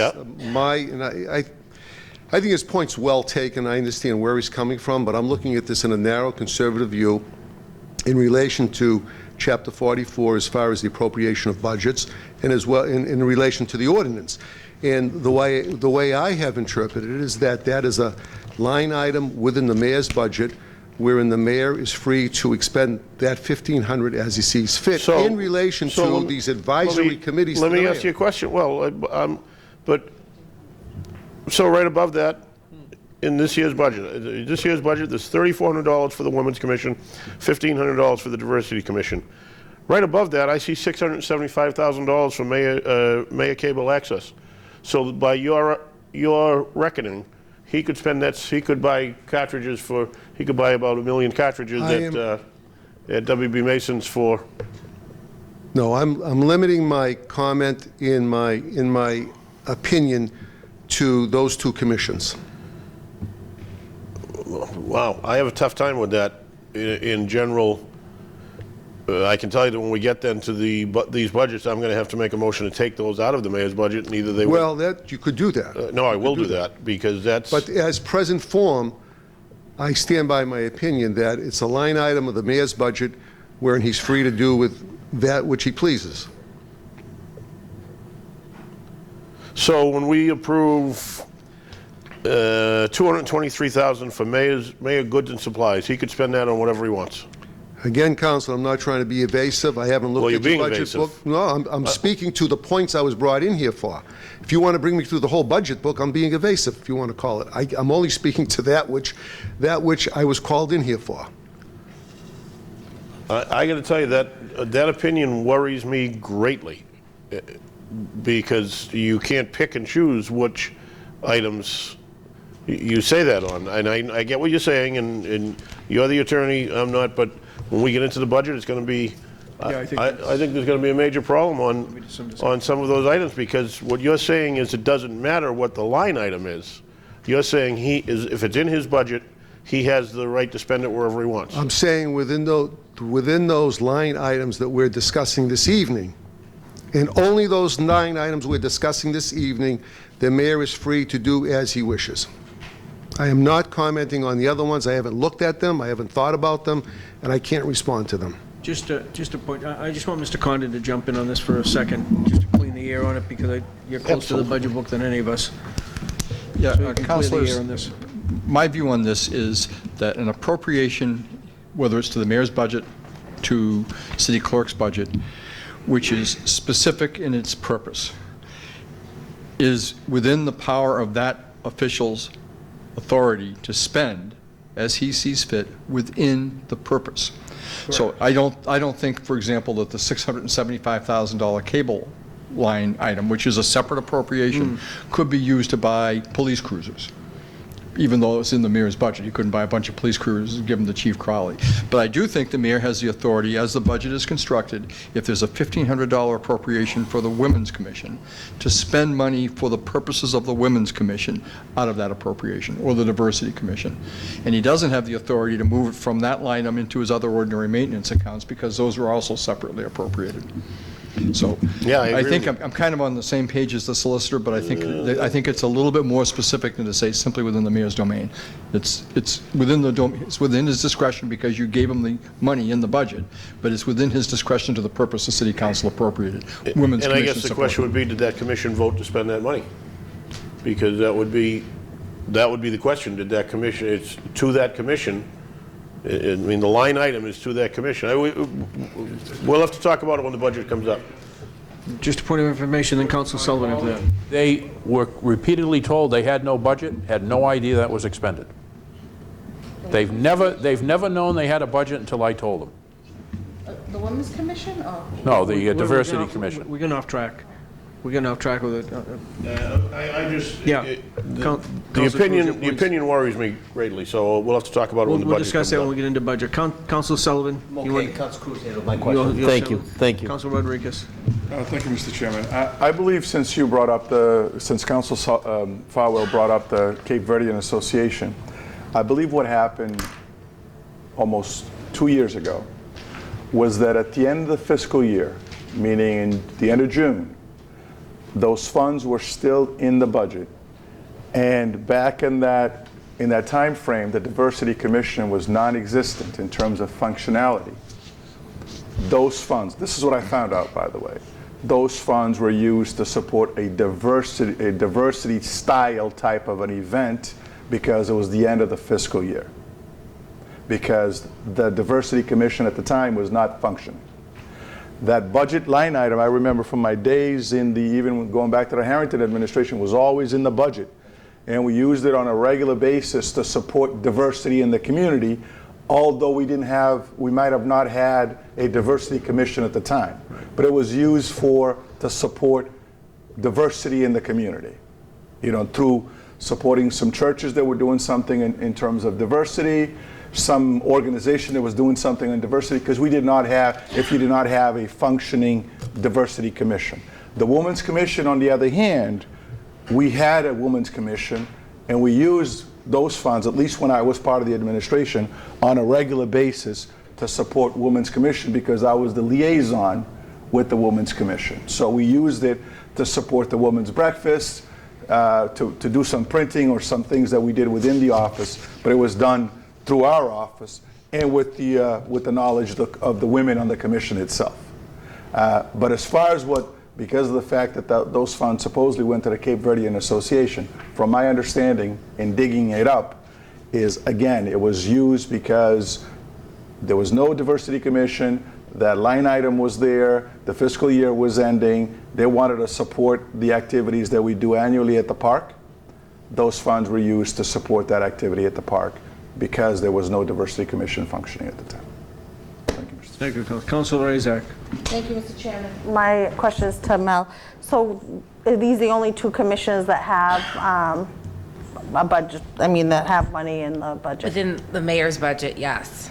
And they're advisory commissions. They're not like the traffic commission. This is different. Correct. And I think that some might not understand that. They're there for an advisory role, and that's what they're supposed to do. So that's where this sort of makes it a little more difficult, because they're not to make the demand or the request to me in terms of how the money is spent. That's not their job, that's not their obligation.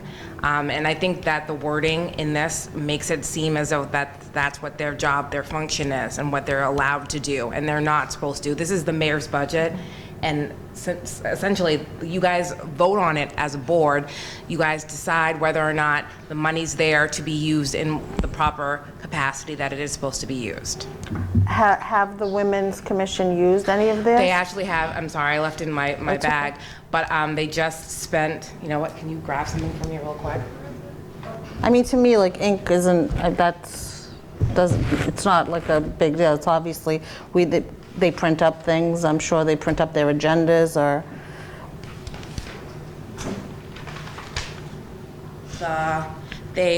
Women's Commission had a parent training workshop this past month and the name of the vendor was the Federation for Children with Special Needs. Okay. So that's where their money went towards, and it was a little over $500. Took that right back, $500. Very good, Mel. Yeah. I know. So when expenditures like this happen, so it's not the people on these commissions that are writing, they just put it in? They put the request into the mayor, and then the mayor is the one who has to his people create the PO, and then I review all the backup documentation to verify whether or not it's illegal or excessive, and then pay for it. Okay. And then if it wasn't legal, or if it was something that was... I would deny it. You would have denied it, okay. That's my job, so. Okay. Very good. So, as far as, have you gone over with these two board people that chair these boards on what they can and cannot do with only the ones who actually came in to speak to me, and I basically told them that they would have to go to the mayor if they had a specific amount of money that they wanted to spend for good reason, and explain to him, and then he would make the ultimate decision to create the PO. I deal with it after the fact, once the money has been earmarked for the specific project or purpose. Oh, very good. I mean, I just think these are volunteer boards. I think most of our boards don't even have any budget, the ones with the volunteers on them. So I think anybody would question before they spend any money. It's not like they're going to go out there and just, you know, spend funds on Willy-nilly, something that they exactly. feel like spending. And I'm sure they understand if it's something that's not acceptable, it will get denied. That's so, right. and I think a lot of stuff that happens many times is misunderstandings and or maybe miscommunication. So as long as we're clear on our end on whose budget it is, whose funds or what they can spend it on, then I think it's our job to make sure that we're very clear on that. And I mean, before anything that happened beforehand, I don't think we should be able, you know, put anybody on the spot or you know, blame them. So I think we just have to be very clear about what is available to these the chair people and the volunteers. I mean, with this, I'm glad it came up. I'm on accounts. I didn't see this before us, but I'm glad that things like this come up, and that's part of the committees that we do have. And it's good to question because it brings it to the public. It brings it out into the open. But I just, you know, I put my, you know, I respect that you're making the right decisions because you're the one that's actually seeing them when they come in. We don't get it until months or maybe a year later. So thank you, Mel. Thank you, Mr. Chairman. Thank you, Council Beauregard, then Council Fowle. Thank you. I'll defer to You're my all set, colleague. Council Fowle, then Council Sullivan. All right, just very quickly, and getting back to what my colleague, Councilor Cruz, said, there's another issue here that we're glossing over, and that is the order directs the auditor to do something, to take an extra step to protect how an expenditure is made. If we don't have the authority to do that, that would carry over to every department head. If we don't have the authority to tell the auditor, before you approve this expenditure, get something in writing from the Commission on Women's Issues or the Diversity Commission, then we better think long and hard over what authority we have to require any reasonable procedure, process, protocol of a department head. So, you know, it's not just the money in this now. It's come down to, I guess you can't tell the auditor, listen, we as a city council would like you to take a little extra step here to find out how money is being spent. And I agree they're advisory, but it's the mayor that asked for the specific appropriation. We didn't ask for it. But he you felt granted He it. felt. I'm sorry. You granted it. He granted it. He No, felt you it was. You granted it. I mean, you allowed his budget to go through as in that form. So it's up to you to make the first step. It starts with you. It doesn't start with him. And that's what I'm basically here to explain. And also, my job is to function like independently without having you tell me how to do my job, because I do know how to do it. But the point of the fact is that it starts becoming a slippery slope when you start telling me, oh, these people have to make a letter stating that they are allowing this to be expended when it's not their budget. That's the main point that I'm trying to explain. It's not their budget. So it's your, but in broad general terms, it's your position Yes. that we as a council could not establish a policy whereby you have to do certain things to approve an expenditure? Yes and no. I would if it was not part of his budget. If you're creating something separate, that's a whole nother different ballgame, because then you're creating it so that they are the ones who decide how the money is to be spent. You can't do that when it's department head who's signing off on this, because it's under him that he's allowing these expenditures to go place. And then if they're not illegal or excessive, then it's my job to approve them. It's not a question of whether or not, like, I'm not going to approve something that's not proper. That's the whole basic point of it. And the issue is that it's his budget, so he's allowed to use it for a specific purpose. And the order doesn't say anything about that. The mayor can certainly approve it, send it along to you. What my order was suggesting is that we as a council say to you, Madam Auditor, we would like you to take an extra step here. We would like you to make sure that the commission for whom we've made an appropriation is aware of it and authorized it. Because I can tell you right now, you don't know where those toner cartridges went, do you? No, and that's honestly that's on the mayor, because he's making the PO for me to, as long as it's not excessive Yeah. or illegal, I'm going to sign off on it as long as it's within the parameters. We don't know what they were using in case they could have been making photocopies for a different, I don't know, event that was free. I have no idea. But you just said they're advisory. They don't have an office. Why would you think they'd have a printer? People use home printers in order to sit there and develop different things. Just like, for instance, with the Women's Commission, they're creating flyers and whatnot for different events. Do you think that it's not being done? They have so to. we would pay for someone's home printer to get these cartridges? If they're using it for Diversity Commission purposes, then yes. And who would verify that? Well, that's something that they would not make this claim that they were doing something if they were not doing it. Literally, Well, it is what it is. I respect your opinion, but I would say it is a very slippery slope if we're going to start paying for people to have home computer supplies, not knowing whether it's completely dedicated to a particular public purpose or whether it's a shared public-private purpose. You run the risk of sitting there constantly, like, undermining people, constantly sitting there thinking that this is an advisory group that comes together to work as a group to make different policy changes or advisory, policy changes. Yeah. And they're doing so out of their own respect for doing this purpose. They have a sole reason to do this.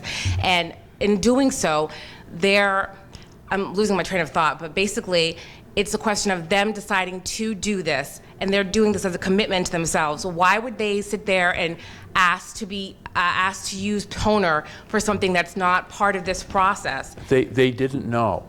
You may, and I'm going to end with this. They didn't know they even had a budget. They didn't even know the purchase was made. So if they're doing Who's they? The members of the Diversity Commission. So all of the members They had have no idea they had a budget. I can have some of them call you if you wish. They had no idea they had a budget. They were told they had no budget, no money. But see, that's hearsay, because I have no idea. Enough. Enough. We'll settle it very simply by telling the mayor to take the money just out of there, because I don't think any commission needs it, and I'll do that tomorrow myself. Enough. Enough. Council Sullivan, then Council Monahan. Thank you, Mr. President. I concur with you. I think that's going to be addressed in the budget if it's not taken out. Absolutely. Because I respect Attorney Nazarella, but I disagree with that concept. I agree that it's within the parameters of the mayor's budget, but there's a line item specific for a purpose or dedicated to a specific Diversity Commission, Women's Commission. So I concur with you on that. I guess my question, Mel, would be, in terms of that, what was that, $350 or whatever it was, whatever.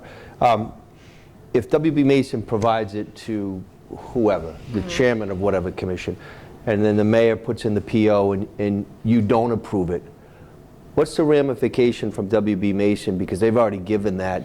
What happens? What's They the would steps? have to return the item. But if it's already gonzo, say it's someone's It house. shouldn't be. The problem is that we would be on the hook for it, basically. But the problem would start with the fact that the toner was approved by the mayor. So it's under him deciding that, yes, this toner is being used for appropriate purpose. And then me saying, okay, this is an appropriate purpose, I authorize it. And that's basically how that would go. So the fact that he's authorizing it is where it stops, basically, because he's the one signing off on the PO. That's why it's under his budget, and he's making the decision. Okay. But the city would still be on the hook in that scenario. We would, unfortunately, if it was like you're saying, it was sent to us, like the item was sent to us, then yes. Because they usually, WB Mason will invoice after the fact. So. Exactly, they do that. Okay, thank you. Yeah. Thank you, Mr. Chairman. Thank you, Council. Council Monahan. Like what Council Cruz was talking about, if there's a line item and there's money there for that line item, how do you, in most budgets, if there's a line item and they want to spend it for something else, they transfer that money from that, they have to come to us and they say, okay, we want to take $1,500 out of Diversity Commission and spend it someplace else. Does that happen? I mean, that should be happening in every budget, I would think. Or is there leeway in every department's budget so they have that ability to spend money out of a line item or something else without coming to us for the transfer. No, it's a specific appropriation for the specific function in that line item. So it'll tell you what specifically they can spend it on.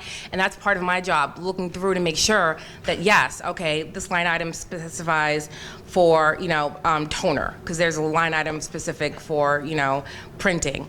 And we would use those items only would be applicable to that line item. All right, so anything that's, they don't have to come to us for a transfer or something. You approve the spending of that department head. Yes and no. It depends on the transfer. Yeah. If they're transferring between orgs, from one org to another, like you saw earlier today, Yeah. where they're making transfers to different line items, Right. they have to come before you. If it's like there's one line item for printing and then one line item for toner, they can switch money out from those two because they're similar. Right, and you'll make that decision if that's what they're doing. That's Exactly. what the parameters of that. Exactly. Okay. All right, thank you. Thank you, Mr. welcome. Chairman. That's all. Any other councilors all set? Motion to Council Cruz. Actually, just a question for our council. I mean, is this something we can do? I mean, it looks to me like we are being redundant on the auditor's, what the auditor's job is. Is this order in order?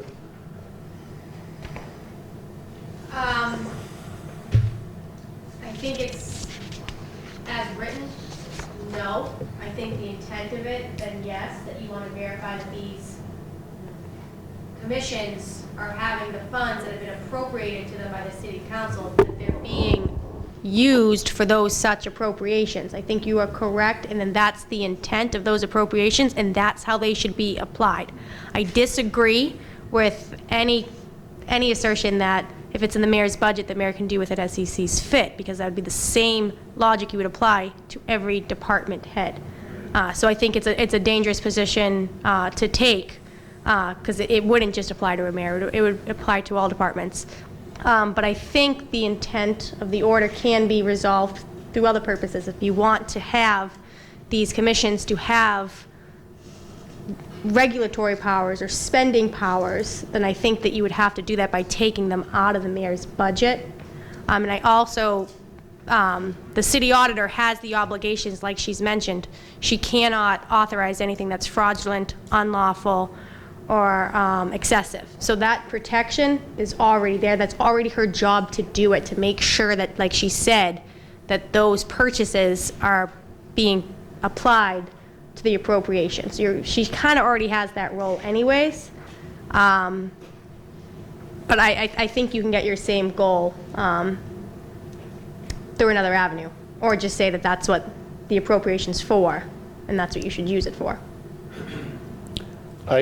My motion then, with all due respect to Council Fowle, is I think we opened up a can of worms, and I think we're going to be very interested in the budget time.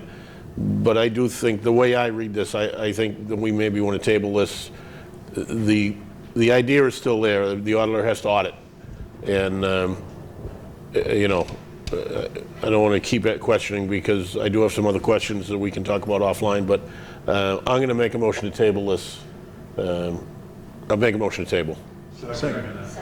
Motion's been made and seconded to table this item. All in favor?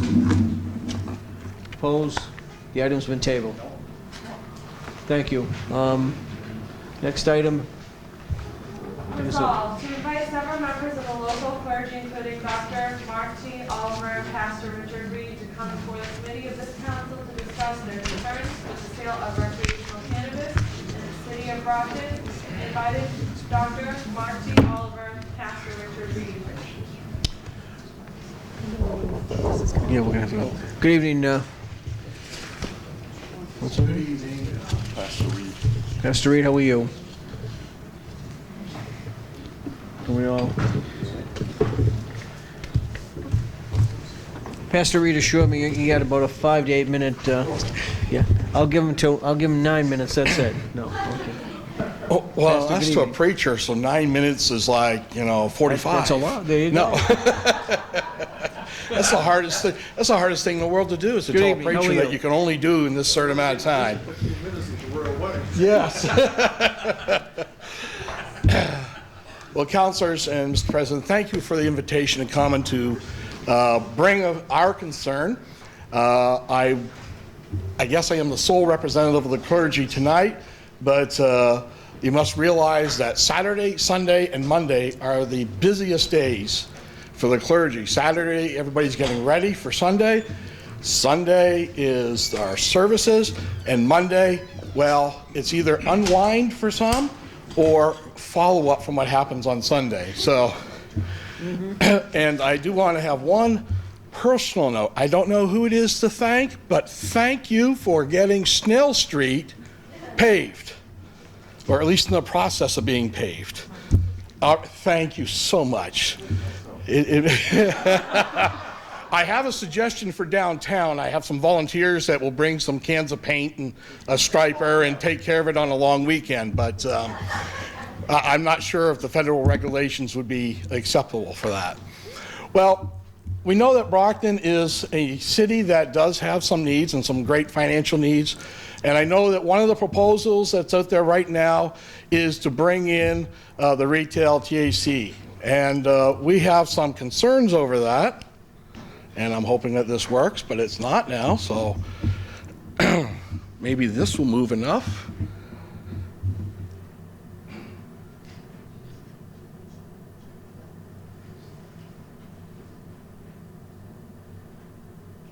Well, it's my clicker, I guess. Is there a mouse? No, I can do that. All right. I don't know, it's going to go to the next. No, it's not going to go to the next one. It doesn't like it today. So if I can move a little bit here, maybe that'll help. Well, Brockton is the city of champions, and of course, I find it very interesting for me, because when I was much younger, I used to box, and so now I get to see some, place where some of my heroes were from, and so it's really enjoyable. The November 2016 ballot question was a yes vote, 51.7% here, approving the decriminalization of marijuana. Now, people have been telling me that the language of the question itself was kind of confusing. It was a statewide referendum to decriminalize it and to make available so that a person wouldn't get arrested. And I know that some of the arrests for marijuana had gone down before, it stopped being done. But this was not a vote to make Brockton the retail destination of the South Shore for marijuana products. That was not what people were voting for. The voters need to have a say. The voters of Brockton have elected you, and they have entrusted you to make good decisions. On our basis, as a church, we pray for you every single service. We pray that the Lord would give you wisdom to make the right decisions. And because in November of 2016 there was a positive vote here, we realized that we must have a ballot question in order for you to act if there was to be any type of ban, full ban or partial ban. We need to have a ballot question. And so what I'm asking is that the city council would go ahead and do that, to put a ballot question on the November 6th ballot for Brockton. We have some concerns, health concerns, society concerns, economic issues, marketing issues, and quality of life. For the health issues, this is not a solution to the opioid crisis. This city and its mayor have been working very diligently with state officials and federal officials in trying to get the opioid crisis resolved for our community. It's a terrible problem for anyone that goes through that. As a counselor, I have to counsel people that are in these types of crises, and particularly as we look at marijuana as being a starting point. Most of the folks that get to the opioid problem, they've started with marijuana. Not all, but a good bulk of them. So we know that this is a crisis, and having this available is not going to make it any easier. One of the interesting things is that in Colorado, the opioid deaths continue to rise. Even after the legalization, we're 5 years into that experiment there. It's a danger to our youth. Now, I just came from a seminar with some medical doctors and some attorneys and talking about what the effect of marijuana is on the youth, and it's just amazing. Now, I know we're looking at, 21 years of age. Some people have suggested that maybe we make the rule 25 years of age before they have access to it. Whatever it is, it's going to be detrimental to their development. I know they changed the age of maturity when the brain is fully developed for a young person. Now, the accepted is 25. And so we do not want to have any of these potential health problems because they have inhaled and used marijuana in any type of form. It's a danger to everyone. And one of the most dangerous of them all is what they call the shatter. And this is a really dangerous type of marijuana. I will say, it shows a slide later on, it says, this is not the marijuana of the 70s. This is a high concentration of the THC. Marijuana-related hospitalizations and emergency department visits have gone up substantially in Colorado in particular. And some studies have now shown that for PTSD, marijuana is being used as trying to help the problem, but it's actually making it worse. Here's some numbers from Colorado showing hospitalizations related directly to marijuana. It's on the rise. It also, we believe, that this is bringing in and legalizing this type of business and having, potentially 7 shops in downtown Brockton is manufacturing addictions. We're actually creating a problem, a bigger problem than we already have. And so we really don't want to see that happen. We're having a hard enough time dealing with what is before us right now, but to multiply it just does not seem right. For society, I know we're battling homelessness here. It's a real problem in Brockton. Colorado evidence shows that it is getting worse there, and that will happen here as well. Distracted driving. I think I heard something about that tonight. Marijuana has doubled the number of drivers involved in fatal crashes in the Colorado studies. And this is, again, we do not need anybody else being distracted driving. It really is an effort for a businessman or somebody that's on 24/7 call like I am, that when you're driving and you hear that ding, and somebody's messaging you, is this something that's a crisis question coming in? Well, we got to pull over and find out if it is. Not always. For me, sometimes it's somebody asking me, well, how do I turn on my computer again?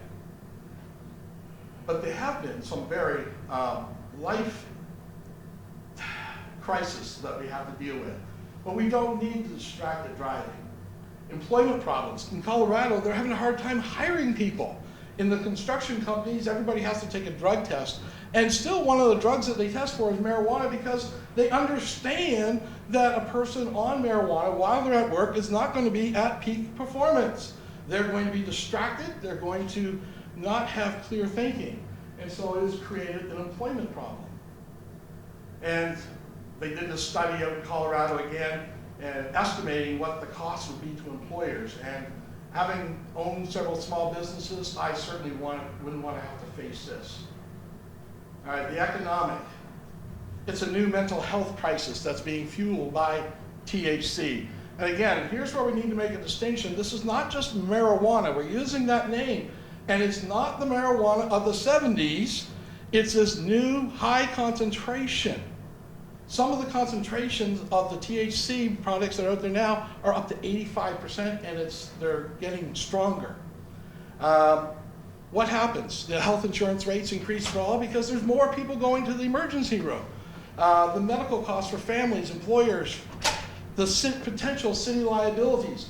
Is it possible that if this gets approved and we have these shops here and somebody causes an accident that's high on marijuana, that because the city approved it, that they could not be held liable for that action? That's not in anybody's budget. Originally, the number of $6 million was being said here in Brockton from the retail business of THC. That number has now been lowered to $3 million. And I'm not really sure where the evidence is for these numbers. I've asked, I've never been able to receive any numbers to show me how this is predicted. Any revenue is going to be lower than the predicted costs that are involved here. Also, too, with the falling prices of marijuana and THC, that's going to cause anybody's budget that's based on this to fall very short. But the cost to the city could definitely outweigh everything. The collapse in Oregon, they're selling outdoor grown marijuana flower for oil to $50 a pound. They were anticipating $1,200 a pound. Please don't make that my budget. Sam, Smart Approach to Marijuana, calculates that every dollar received in tax revenue from our legal drugs costs society more than $10 in lost social costs due to workplace, highway, health, criminal justice, and other reasons. So for every 10 you get, or every dollar you get, you spend 10. One does not have to be an economist to understand that that is not good business. The marketing, again, what does marijuana look like? Now everybody knows what the joint looks like, but that's about it. Here we have all these other types here. How's it marketed and packaged? It's very deceptive. Would you like a Kit Kat or a Keef Kat? They look the same. A Buddha finger instead of a Butterfinger. Who is that marketed to? To the youth. Here's again some of the different varieties that they have. And of course the vaping has to be included. That is one of the most dangerous types of THC consumption today. And of course we keep hearing in the news about where somebody, a young child, brings a brownies, cookies to school, not knowing. Well, I'm sorry, but I know that that 8-year-old that brought the cookies does not have access to a retail pot shop. Some adult does, and it filters down. We cannot protect our children if we have these shops.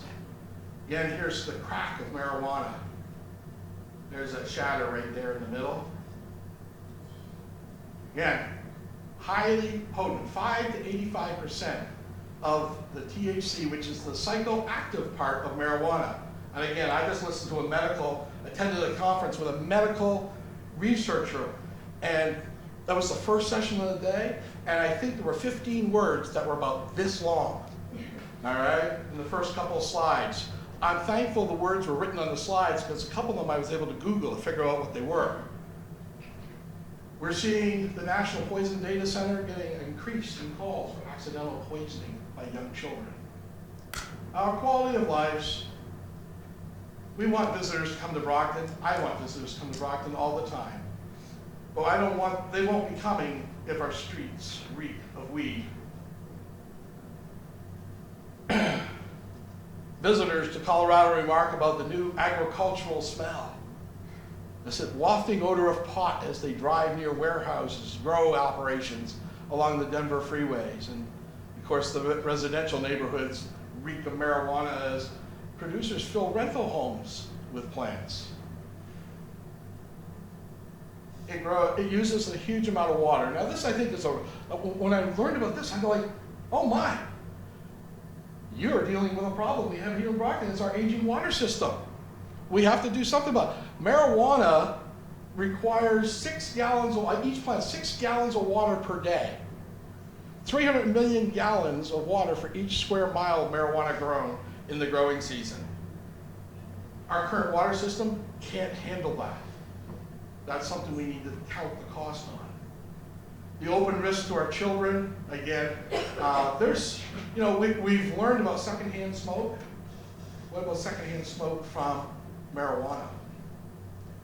The crime crisis, the idea of having 7 retail THC shops in downtown will make that area a destination for criminals because they're going to rob those that come to the stores, that are going that are coming out of the stores because they'll have product in hand, and they'll be going into the stores because that's where the cash is. We're inviting criminals to come to our city, not our ideal tourist. So we need a ballot question.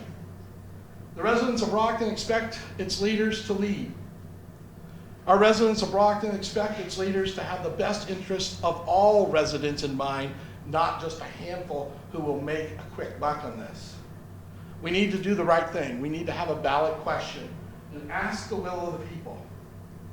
Here's the ballot question. Shall the city prohibit the operation of all marijuana establishments as defined in the general law C-94G, Section 1, including marijuana cultivators, marijuana testing facilities, marijuana product manufacturers, marijuana retailers, or any other type of licensed marijuana-related business, with the exception of the existing approved medical marijuana businesses within the city of Brockton?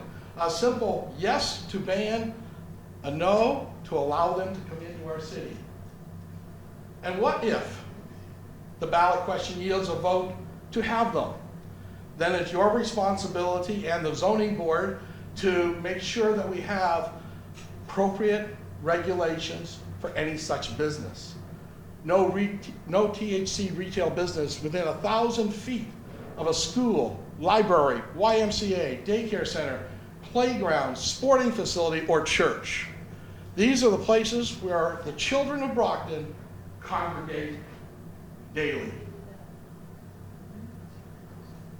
The picture on the right was one that was done by WGHB News, and that's not what I have in mind for Brockton.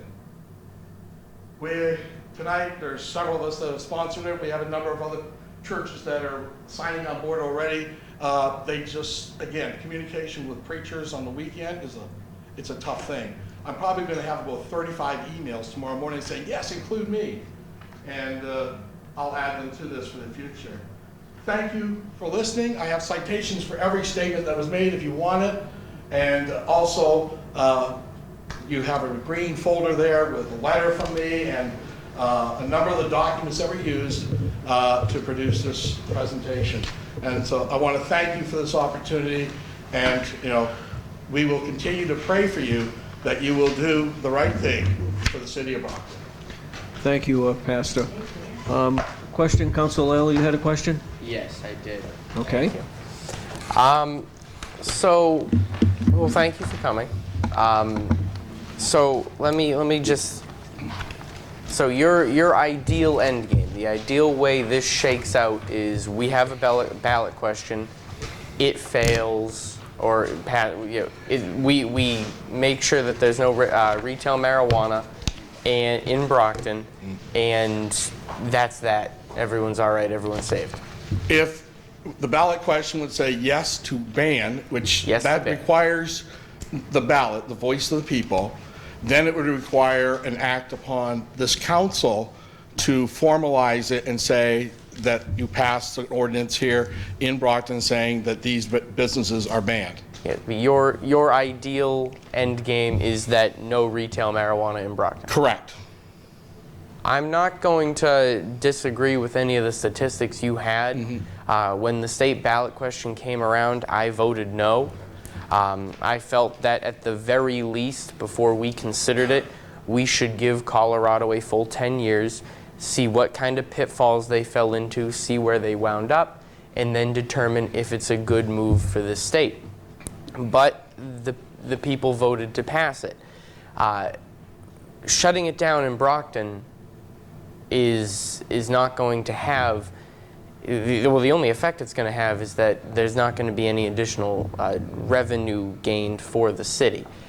I drive. Anyone who will be allowed to purchase marijuana will be of an age where they can drive. They can drive themselves to Rockland, which is approved marijuana. They can drive themselves anywhere in the state. They can drive themselves to Colorado.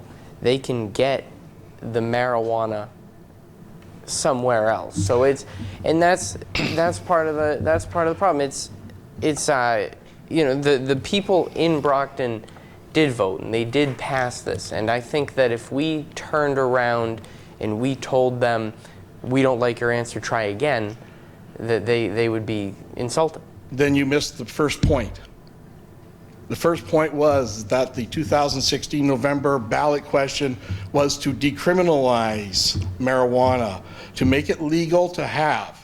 It does not authorize cities or any town or businesses to come in and set up shop here. It was a very specific question to legalize marijuana so that you wouldn't be arrested and charged. Now, again, there's still a lot of laws against having marijuana. You're allowed, I think it's up to 2 ounces, but if you have 2.1, you're going to jail. If you're giving it to somebody, not selling it to them, giving it to them, that's a felony. You're going to jail. So it was to legalize personal use of marijuana. It was not that we would be trying to make money and have tax revenues and have these retail shops and other types of related businesses in our communities. Well, where would they have gotten that marijuana otherwise? That's why the state had to put in the rest of these laws. It doesn't have to be here. Most of the neighbors around Brockton have banned it. And I know that, we're using the term Destination Brockton, all right? Should it get approved? Should it happen here? Do I want people driving in from Stoughton, from Avon, and all the neighboring communities, and coming in and buying it downtown, finding 7 shops downtown, and buying it there? And you know what's the first thing they're gonna do? They're gonna sample what they just bought. And now they're driving impaired, so the children are getting out of the school. Now we have increase in child fatalities because of the accidents that result in somebody being stoned when they're driving. This is a real problem. One of the things you gave us from the Smart Approaches to Marijuana group says right on it, high means DUI. You're not gonna get to drive impaired and not get pulled. We'd still be pulling people over for this. It would still be a felony. You don't walk out of the liquor store and have a couple for the road before you get going. You shouldn't. You shouldn't. You shouldn't. I think the evidence says that some do, not all. But again, all it takes is one. Right. And marijuana, and again, we're not talking so much, again, using the term marijuana, I don't like using it because I'm thinking of the joint when I say that, that you're smoking it. I'm thinking about the high potency. You're taking an 85% potency, whether it's through a vape pen or some other means, whether it's the gummy bears, that they eat that has the high potency THC in it, that the response or the deterioration of their thinking abilities is very quick. The response time while driving, it's impaired almost immediately. I don't want those people on our roads. I don't want them taking aim at our children. Right, we don't want them. We don't. And want I know them nobody driving. does. Yeah. I know nobody does. So it's a matter of counting the cost. And again, when you come to economics, I understand trying to get tax revenue. I mean, I've been listening to the budget stuff, and the budget needs money. This isn't something that we are deciding coldly and dispassionately. We're not saying, all right, well, the numbers for it outweigh the cost of human lives or anything like that. It's simply there. It's legal in the state, and having a checkerboard of yes or no across the state just means that the yes communities are going to have people going through them and going elsewhere with their goods. They're going to be there's just as much, they could just as much have a puff while driving in Brockton as going through Easton or one of the Bridgewaters. It's impossible for us to narrow it down like that unless it's a statewide yes or no. Okay, again, the ballot question in 2016 was to legalize it for personal consumption, personal use. That's what it was, to decriminalize it. It was not a ballot vote to go into business with it. Now, it is happening, I understand that. And should the voters of Brockton make a decision in this November, if we can get a ballot question there, to say, yes, we want this type of business, we want to take the revenues from it, we're willing to take the risks, I'm fully ready to honor that. I mean, I may not like it, but I will honor it. But I also implore the zoning board and the city council to make rules and regulations and ordinances that make it as safe as possible. But we can't even get to that stage unless we have a ballot question. And the only, there's two ways to get a ballot question here in the city of Brockton, and one is to have a citizen's petition, and I talked to Mr. McGarity, and he said, well, it's never happened here really before in Brockton and been successful, and you'd have to have this huge number of signatures. And I thought, okay, so then the most likely way and best way to do it is the city councilors to be the leaders that we've elected to be here, to make the decision, say, look, this is a good, let's have a ballot question. It's not a special election like we did for the casino. That was a special election, cost a lot of money. Everybody's coming to the polls November 6th anyway. Now, the only cost that's going to be involved is that special ballot just for Brockton, because this is for Brockton only. And let the people speak. We're prepared, as the clergy, that we're going to have to deal with this one way or the other. If we have them legally because the people said that's what we want, let's have them regulated so that our children, our families, and quite frankly, myself, that I'm protected. And we want to be a part of the solution if it comes down to zoning and ordinances. We want to be heard like in all these other matters. But the reality is, my goal is to have the council request and approve that we have a ballot question this November so that the people will have an opportunity to speak. And then we have to deal with, whichever way it goes. Part of my concern for November ballot question, and I get it, I understand it, but our moratorium that we currently have is up at the end of December. Correct. Regardless of say the people approve the marijuana again, and the way that question, yes means no and no means yes, that is it's yes to ban, no yes, not to ban. Yes to ban. Yeah. So instead of a clarification, do you want marijuana? If that was if instead of the city and if it didn't say the city and if it didn't say Brockton, if it said the Commonwealth and Massachusetts, I would be the first person to sign that, to get that back on the state ballot. But again, with the part of the reason here was the citizens of Massachusetts had no input into the question in 2016. No, the 2016 question was crafted by those. It was crafted by those that are in the marijuana business. It was a poorly rolled. Yes. A part of the reason. So I let's voted fix it for Brockton. We can't fix any other city or any other town, but let's make sure that Brockton does it right. That's what we're trying to do. Just a point. Legal counsel wants to jump in on this, please. Just to answer your question, that ballot question is actually, the language of it is dictated by the state.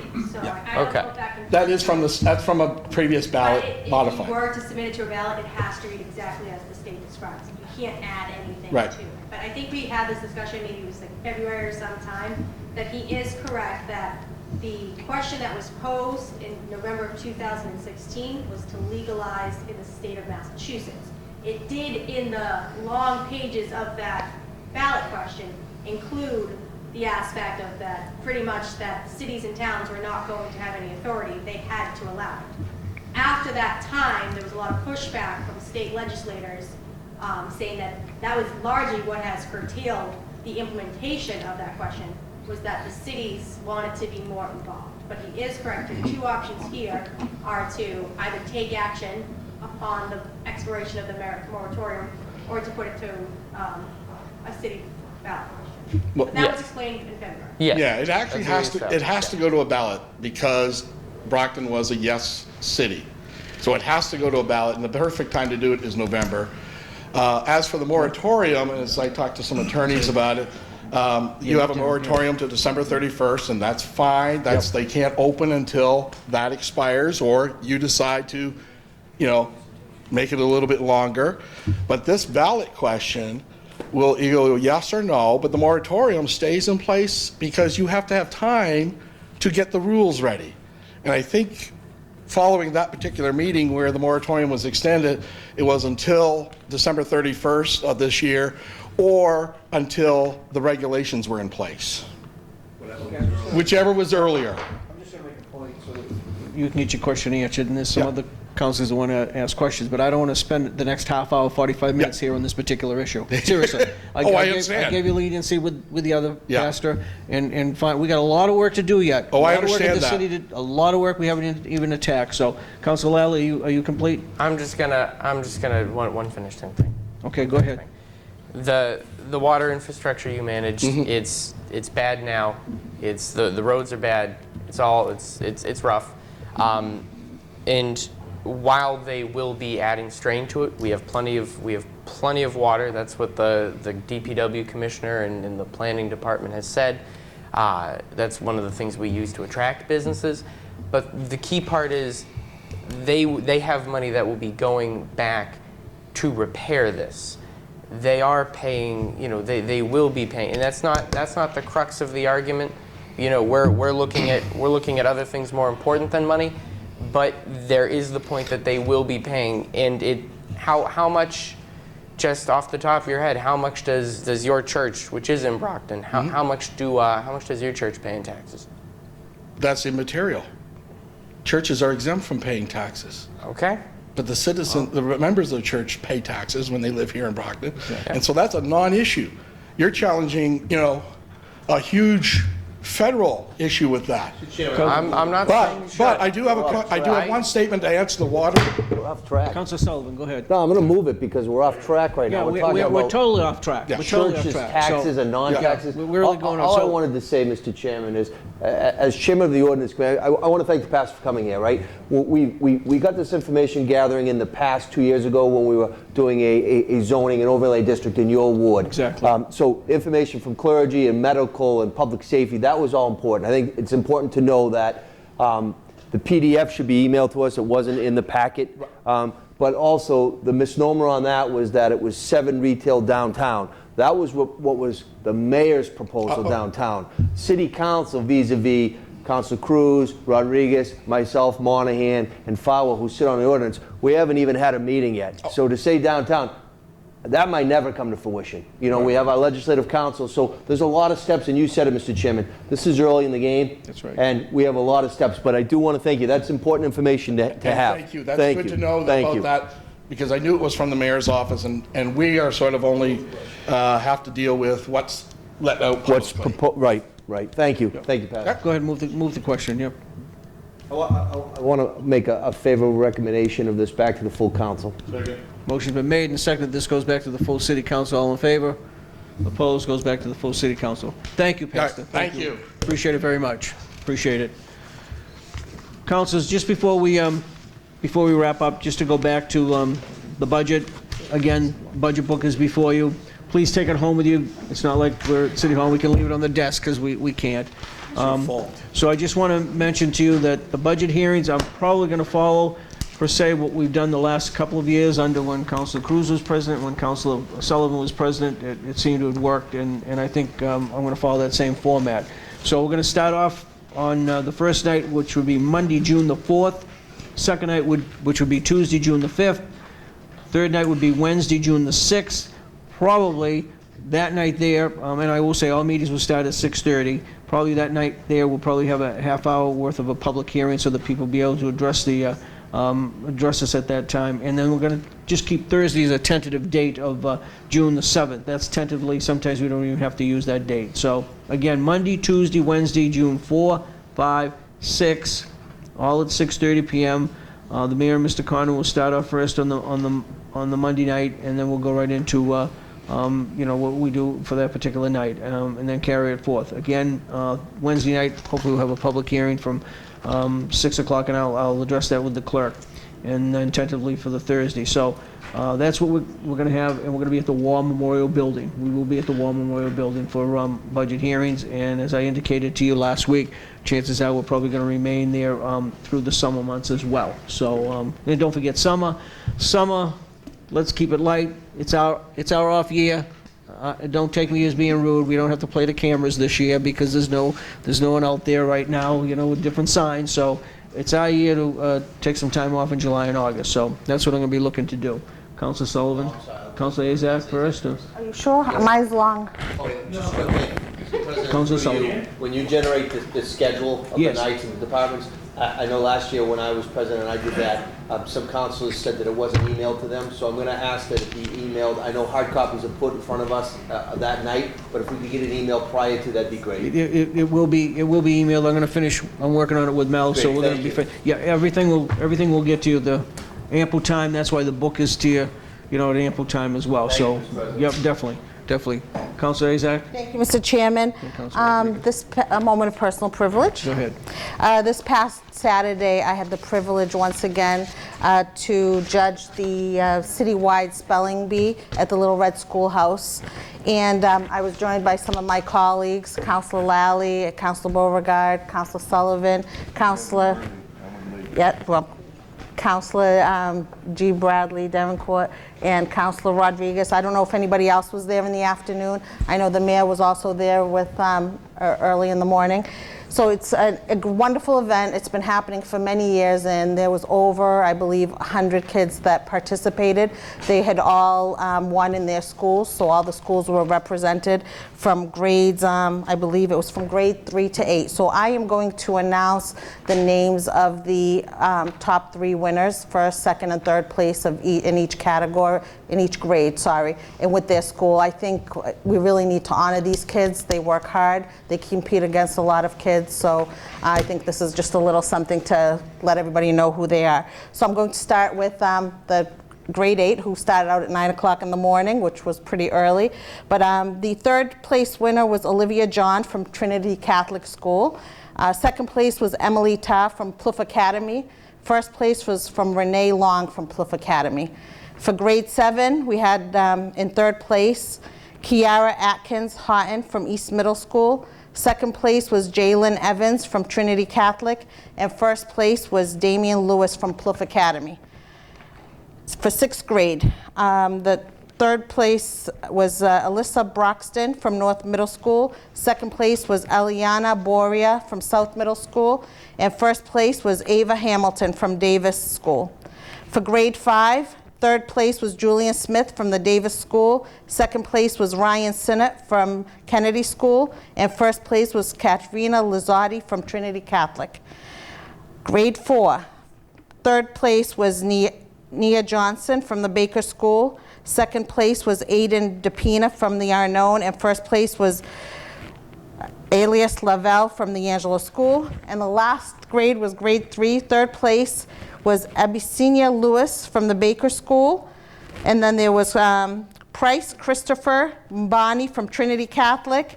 And first place was Axel Sanford from the George School. So congratulations to all of them.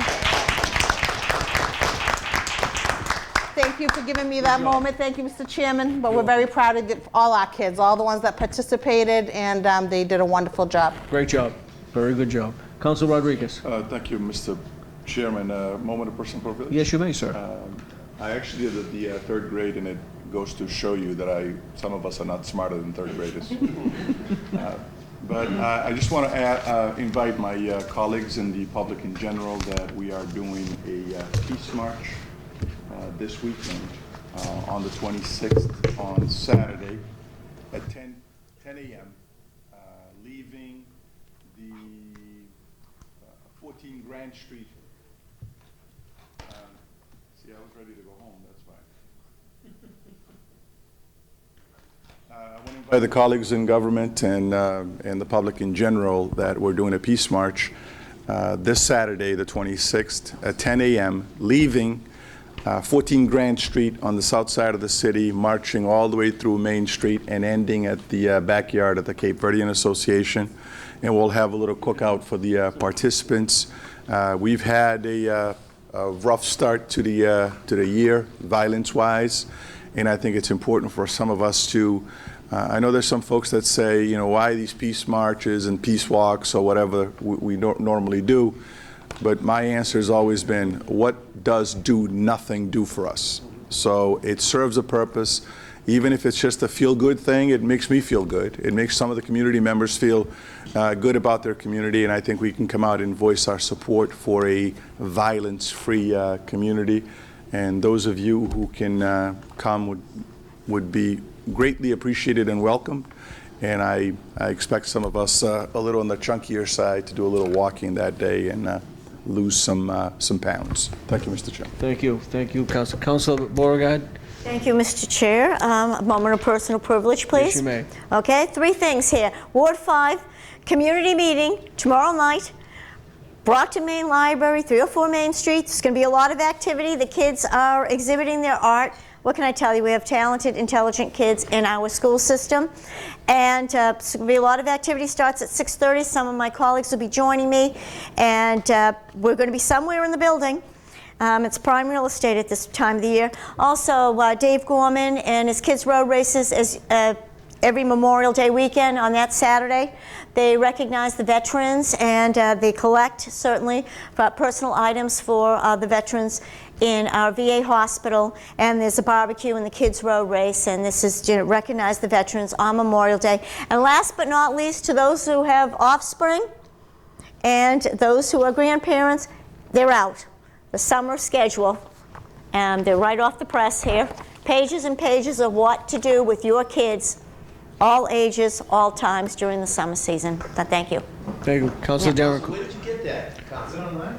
I'm special. Jane Carolla gave them to me. But no, actually, they are online this year if you go onto the school's website. Yeah, you're welcome. Councilor Derrick. You muted something. Councilor Derrick. Thank you, Mr. Chairman. You're welcome. I would like to thank the resident of Brockton for joining us on May 17th to celebrate Haitian Flag Day in the city. And I would also thank Superintendent Kathleen Smith for allowing the Haitian American kids to join us at City Hall. And I would also want to thank my colleague, Councilor Jack Lally, and also Council Susan Castro for taking the time out of their busy schedule to join us at City Hall. So it was a well-attended event. We were fortunate to have the Haitian General Counsel, who happened to be a woman. I believe my colleague and Bulgard would happy about that. I believe this is the first time. I believe this is the first time that we have it. So it was a pretty well-attended event, and I would like to thank the city of Brockton for allowing the Haitian community to celebrate our Flag Day every year in the city of Brockton. I know, Mr. President, you really want to be there, but unfortunately, you couldn't make it. Thank you. Due to something that you have to do. And of course, I think my colleague, Council Farrell, really want to be there, but there was some kind of unfortunate situation. I'm assuming all of my colleagues want to be there, but some of you guys do have some prior commitment. Thank you for supporting the Haitian community. And I would like to thank all of you. So it was a well-attended event. And of course, my brother, Councilor Moses Rodriguez, who confused the date. He believed it was the 18th, but it was the 17th. So I look forward to seeing all of you next year at this event. Thank you. Thank you, Councilor. Councilor Razak. Again. Yes, she had one other item. Thank you, Mr. Chairman. I just wanted to remind everybody that we have, the city of Brockton has a Memorial Day parade. So next Monday, Memorial Day, I believe it starts right at, there'll be more information on the city website, but it's Monday morning, usually around 9:30, 10 o'clock. So you can follow up on the city website to get more information. But hope to see everybody out there and hope we have a good Memorial Day weekend. Thank you. Thank you. Councilor Lally? Yeah,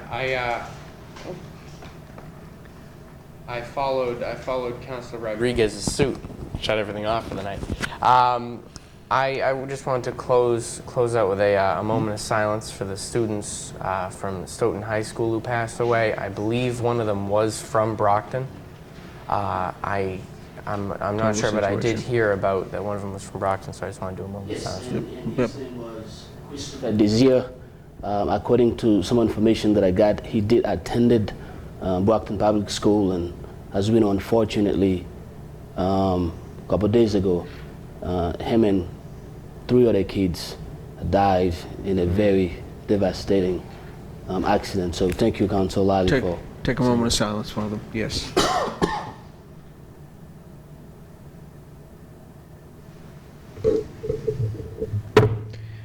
May they rest in peace. Very young. Terrible tragedy. Councilors, anybody else? Everybody's all set? So it's next Monday here for City Council. Excuse me, Tuesday. Monday's a holiday. Tuesday the 29th at 7 o'clock. Meeting adjourned.